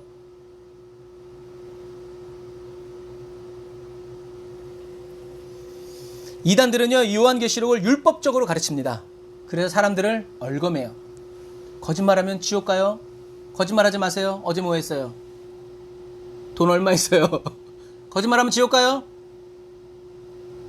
그 죄 씻기 위해서 오늘 3시간 나와서 기도하세요. 그 죄 씻기 위해서 헌금하세요.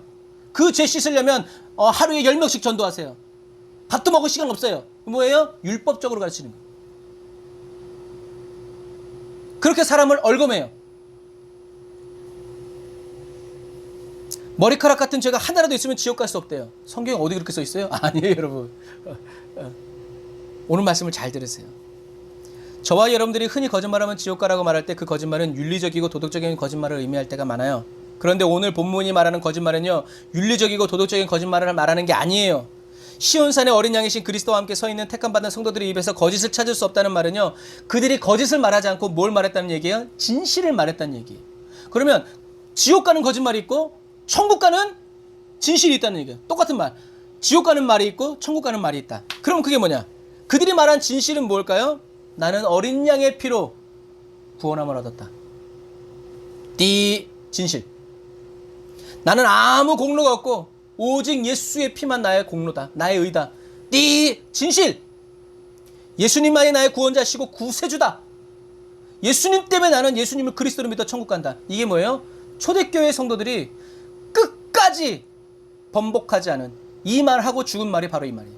그게 뭐예요? 진실한 말이다. 그럼 반대로 거짓말은 뭐예요? 우리가 읽은 12장 13장에 그 내용이 나와요. 거짓말은 뭐예요?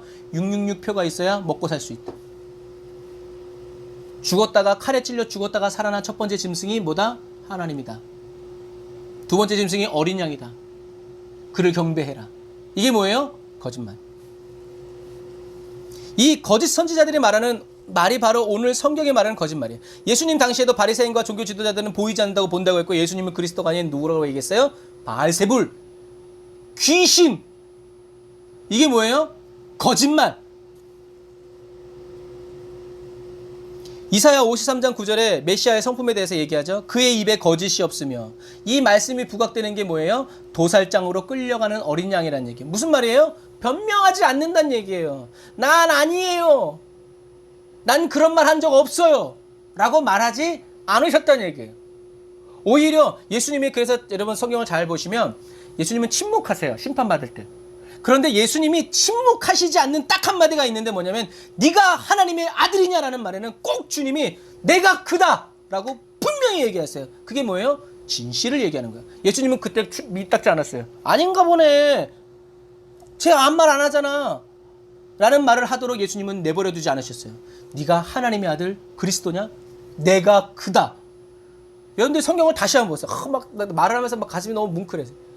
예수님은요 도살장에 끌려가는 양처럼요 아무런 죄가 없는데 아무 말씀도 하지 않았어요. 그런데 꼭 예수님이 대답하는 말이 있는데 그 말이 뭐였냐면 내가 하나님의 아들 그리스도냐 유대인의 왕이냐라는 말에 내가 크다라고 정확히 얘기해요. 침묵하시지 않는단 말이에요. 타협하시지 않는단 말이에요. 타협하지 않을 할 수 없는 딱 한 가지 말이 있는데 내가 그리스도 세상 죄를 지고 오는 하나님의 어린 양이라는 그 말에 주님은 꼭 대답을 하신다. 그 말은 뭐예요? 저와 여러분들이 이 세상에 살아가면서도 꼭 해야 되는 말이 있는데 그것이 뭐냐면 예수는 그리스도 하나님의 외아들 구세주 뭐예요? 익투스. 이거 말하고 죽어야 되는 사람이 누구다? 그리스도인이라는 얘기예요. 그럼 거짓말하는 사람은 뭐예요? 타협하는 거죠. 많은 신 중에 하나입니다. 이 정도는 주님도 이해해 주실 거예요. 사랑의 주님이시니까요. 회개만 하면 됩니다. 오늘 먹고 내일 회개하면 돼요. 뭐예요? 거짓말. 이세벨과 영지주의자들의 말이죠. 그러므로 오늘 본문의 거짓말은요, 도덕적이고 윤리적인 거짓말이 아니라 영적인 의미의 거짓말이죠. 이 거짓을 말하는 사람은 천국에 갈 수가 없다라는 거예요. 진실을 말해야 돼요. 이 거짓은 거짓말쟁이인 사단에게 속해서 예수가 그리스도이심을 부인하는 것이죠. 요한일서 2장 22절에 사도 요한은 계속 얘기합니다. 다 같이 읽어볼까요? 시작. 거짓말하는 자가 누구뇨? 예수께서 그리스도이심을 부인하는 자가 아니뇨? 아버지와 아들을 부인하는 그가 적그리스도니. 거짓말하는 그 사람이 바로 적그리스도라는 거예요. 적그리스도의 수하라는 얘기죠. 계시록 22장 15절에 거짓말하는 자들은 새 예루살렘 성에 들어가지 못하고 영원한 유황불 못에 던져져서 둘째 사망에 참여하게 된다고 정확하게 기록되어 있어요. 스바냐 3장 13절에 그러나 어린 양이신 그리스도처럼 그 입에 말에 거짓이 없는 진실한 사람들은 죽어도 때려도 뭐 회유하고 뭐 구워 삶아도 오직 예수 말하는 사람들은 어디요? 천국 간다는 거예요. 그러니까 저와 여러분들이 천국 가는 그러한 사람이 되기 위해서 주님은 어떻게 해요? 환난과 고난을 허락하신다는 거예요. 그러므로 사랑하는 형제자매 그리스도인 여러분, 저와 여러분들이 죄를 모두 회개하지 않으면 천국 갈 수 없다는 말은 맞지 않아요? 저와 여러분들이 지은 죄를 다 회개할 수가 없어요. 물론 어거스틴은 엄마의 젖꼭지를 깨문 것까지 회개했지만 그거야말로 그냥 특별한 사람들이고 우리는 내가 무슨 죄를 지었는지 우리는 알 수 없어요. 그래서 죄 많고 잘 들으세요. 허물 많고 연약하고 실수투성이어도요. 7번 넘어져도 다시 일어나서 끝까지 우상에게 절하지 않고 세상과 타협하지 않고 끝까지 예수가 그리스도이심을 믿는 그 사람은 예수님이 세상 죄를 지고 가는 하나님의 어린 양이심을 믿는 그 사람은요. 마지막 심판대 앞에서 누가 예수님이 변호해 주십니다. 저 사람은 무죄다. 내가 저 사람을 위해서 대신 죽었다고 이미 대가를 지불했다고 말씀해 주시는 거예요. 이건 오늘 지금 예배를 드리고 있는 우리 김현수 집사님은 잘 아시겠죠? 법무사 가지고 안 되죠? 누가 필요해요? 변호사가 필요할 때가 있어요. 어디서? 재판장에서는. 내가 아무리 법을 많아도 내가 변호사의 그 법을 알고 있지 않은 이상 재판정에서 승리할 수 없어요. 그러나 법을 잘 알고 있는 변호사, 아주 그냥 수임료가 높은 변호사라면 어떻게 해요? 그 재판을 승리로 이끌어요. 똑같아요. 예수님은 보혜사, 변호사, 저와 여러분들 변호. 그 저와 여러분들 미처 회개하지 못한 죄가 있어가지고 저쪽에서 사단이 막 따따따따 붙다 했다가 하더라도 예수님이 시끄럽고 아버지 제가 저 사람을 위해서 십자가 죽으셨습니다. 이 말 한마디가 저와 여러분들의 영혼을 구원한다는 얘기. 그래? 가 그러면. 말도 안 되지만 말이 된다는 거예요. 왜요? 그렇게 정하셨겠다. 여러분 이것이 예수 피의 능력이에요. 그러니까 저와 여러분들 어떻게 해요? 담대하시라는 거예요. 그러니까 초대교회 성도들아 담대해라. 너희들이 미처 회개하지 못한 자가 걱정하지 마라. 너희들이 예수가 그리스도라고 믿고 예수의 이름을 위해서 죽는 그 사람 내가 어떻게 그 사람을 가만히 두겠냐? 내가 변호한다. 너희들은 이미 그러한 사람들이다. 아까 얘기했죠. 바리새인 사울의 삶은 율법으로는 흠이 없지만 그의 삶은 예수님을 핍박하는 삶이었다는 거예요. 주님의 생각이 이렇게 중요하다는 거예요. 예수님은 회당장 야이로에게 말씀하시죠. 두려워 말고 어떻게 해요? 믿기만 해라. 귀신 들리는 아버지에게도 얘기하냐. 할 수 있거든요. 무슨 말이냐. 믿는 자에게 능치 못함이 없다. 뭐예요? 믿으라는 거예요. 딴 건 필요 없어. 주님이 우리에게 원하시는 것은 믿으라는 거예요. 끝까지 믿으라는 거예요. 무엇을? 예수님이 그리스도라는 것을. 마지막 날에 예수님이 그리스도라는 것을 믿지 못하고 타협해버림으로써 어떻게 해요? 지옥으로 떨어져가는 사람들이 많다라는 거예요. 여러분 어린 양이신 예수님이 자기에게 제기된 고소에 대해서 결백하셨듯이 그의 발자취를 따르는 성도들도 사단에 의해서 제기된 모든 고소로부터 어떻게 해요? 결백된다는. 그래서 요한계시록에서 뭐라고 얘기하는 거예요? 어린 양의 피에 그 옷을 씻어서 정결케 된 사람들이 나온다. 그들이 14만 4천이다라고 얘기하는 거예요. 마지막 순간에 저와 여러분들이 영혼이 이 코에서 호흡이 떠나가는 그 순간에 딱 갔더니 여전히 죄 많고 허물 많지만 그 옷을 어떻게 해요? 주님이 벗겼어. 예수님의 피로 씻고. 자, 이제 재판정 안으로 들어가라. 그 사람은 어떻게 해요? 무죄. 그러면 예수님이 그렇게 다 해주시니까 우린 막 살아도 되나요? 이게 영지주의였어요. 그런데 예수님은 그렇게 말씀하시지 않죠. 뭐라고요? 주님이 이렇게 큰 은혜를 베풀어 주셨으니 어떻게 해요? 우린 그 은혜에 합당한 삶을 살아가야 된다.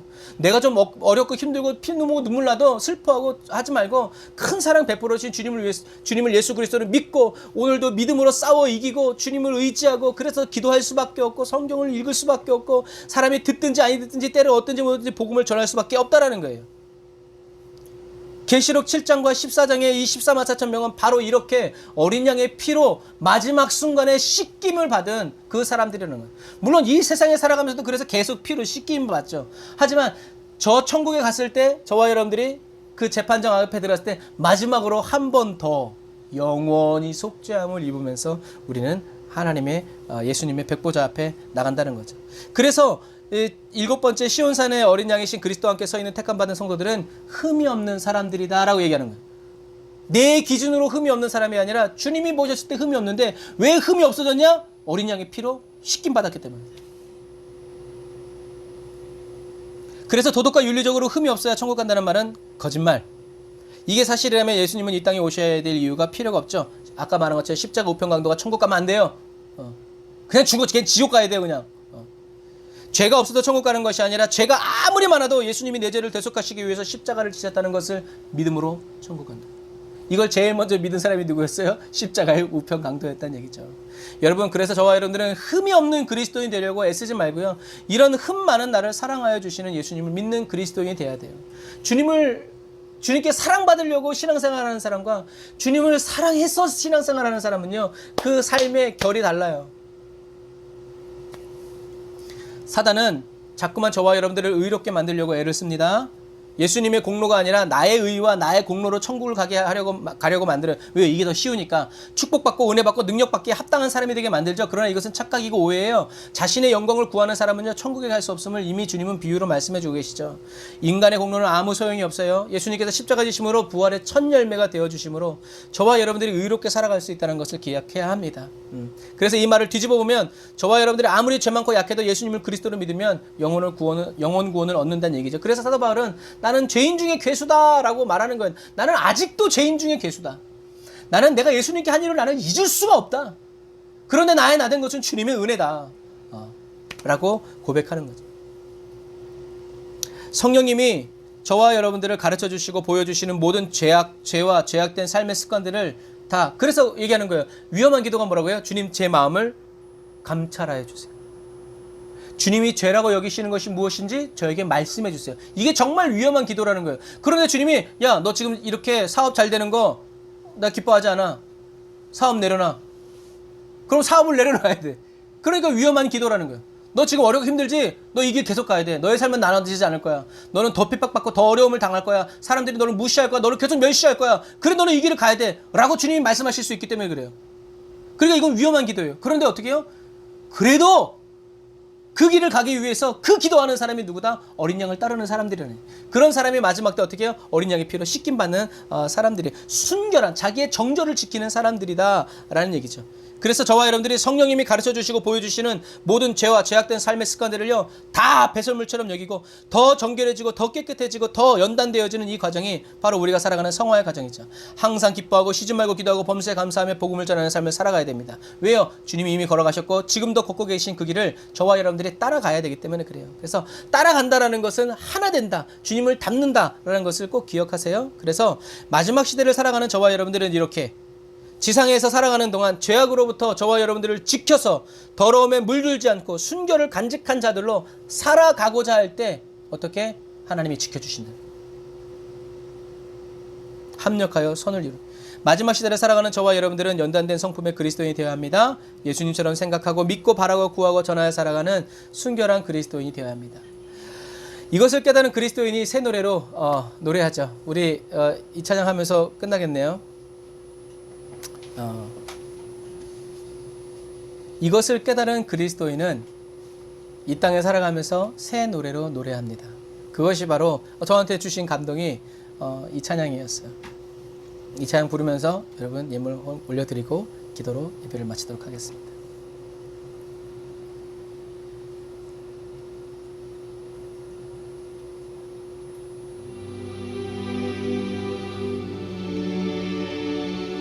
오늘 말씀을 생각하면서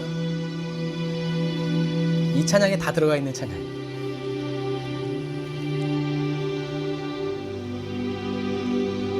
주 없이 살 수 없네 죄인의 구주여 그 귀한 보배 피로 날 구속하소서 구주의 사랑으로 흘리신 보혈이 내 소망 나의 위로 내 영광 됩니다. 주 없이 살 수 없네 나 혼자 못 서리 힘없고 부족하며 지혜도 없으니 내 주는 나의 생명 또 나의 힘이라 주님을 의지하여 지혜를 얻으리 주 없이 살 수 없네 내 주는 아신다. 주님과의 관계가 더 깊어지죠. 내 영의 깊은 간구 마음의 소원 아멘 할렐루야 주밖에 나의 마음을 네 알아주리오 내 마음을 위로하사 영원케 하시네 주 없이 살 수 없네 세월이 흐르고 이 깊은 고독 속에 내 생명 끝나 참 자라온 삶입니다. 사나운 풍랑일 때 날 지켜주시니 내 곁에 계신 주님 늘 힘이 됩니다. 주 없이 살 수 없다고 말한 그 이유는 뭐예요? 내 곁에 계신 주님이 늘 나에게 힘이 되어 주시기 때문이죠. 여러분 주님이 저와 여러분들 곁에 계시다면 주님이 저와 여러분들과 함께 계시다면 괜찮은 삶 죽어도 좋은 삶이 되시기를 주님의 이름으로 축복합니다. 이것이 오늘 12장부터 15장 4절까지의 결론이에요. 구주의 사랑으로 흘리신 그 보혈이 나의 소망과 위로와 영광이 된다는 것. 하나님은 저와 여러분들 하나님은 짐승을 심판한 분이시고요 성도들에게 능력을 주셔서 짐승을 이기게 한 분이십니다. 그래서 영광을 받으시고 찬양 받으시기에 합당하신 하나님이시라는 것입니다. 저와 여러분들에게 달린 것이 아니라 이미 결정하셨고 이미 이 일이 완료되었다는 거죠. 그래서 저와 여러분들은 고난이 오고 핍박이 와도 전혀 요동하지 않고 더 호흡이 있는 그동안 주님의 이름을 찬양하는 저와 여러분들 하나님의 영광을 위하여 살아가는 저와 여러분들 되시기를 주님의 이름으로 축복합니다. 기도하겠습니다. 아멘. 주님, 미련하고 죄 많고 허물 많고 약한 저희들을 귀히 여기시고 사랑하셔서 저희들을 찾아오시고 이 땅에 오셔서 십자가를 지고 죽어주심을 감사드립니다. 십자가에서 흘리신 그 피로 저희들의 영혼과 온몸을 씻어 정결케 하여 주실 나의 의가 되시는 구주 예수님을 찬양합니다. 세상의 유혹, 시험이 저희들에게 몰려올 때에 저의 힘으로 그것을 이길 수 없음을 찬양합니다. 예수의 이름으로 싸우고 예수의 이름으로 다시 또 일어나서 끝까지 예수로만 살아가는 한결같은 그리스도인이 되게 하여 주옵소서. 전쟁은 제게 달린 것이 아니라 여호와께 달렸음을 찬양합니다. 그리고 이미 저희 영혼은 시온산 어린 양의 곁에 세워주시고 저희들의 이마에 하나님 아버지의 이름과 어린 양의 이름을 새겨 넣어주심을 감사드립니다. 하루를 살아도 그냥 남은 하루를 믿음으로 살아나가는 순결한 그리스도인의 신부가 되기 원합니다. 신부의 노래가 천국에 울려 퍼지게 하시고 신랑의 노래가 저희들이 새겨지게 해주세요. 주님이 다시 오시는 그날에 온몸과 마음 정성과 다하여 많은 물소리와 같이 아름다운 검은 고소리와 같이 어린 양 예수님을 찬양하게 하여 주옵소서. 지금은 길이요 진리요 생명 되신 우리 주 예수 그리스도의 은혜와 하나님 아버지의 극진하신 사랑하심과 내 주교 도인도 역사하시는 주님의 은혜와 사랑이 예물 드리고 말씀 듣고 돌아가는 사랑하는 성도들 머리 위에 이제부터 영원토록 함께 하실지어다. 아멘.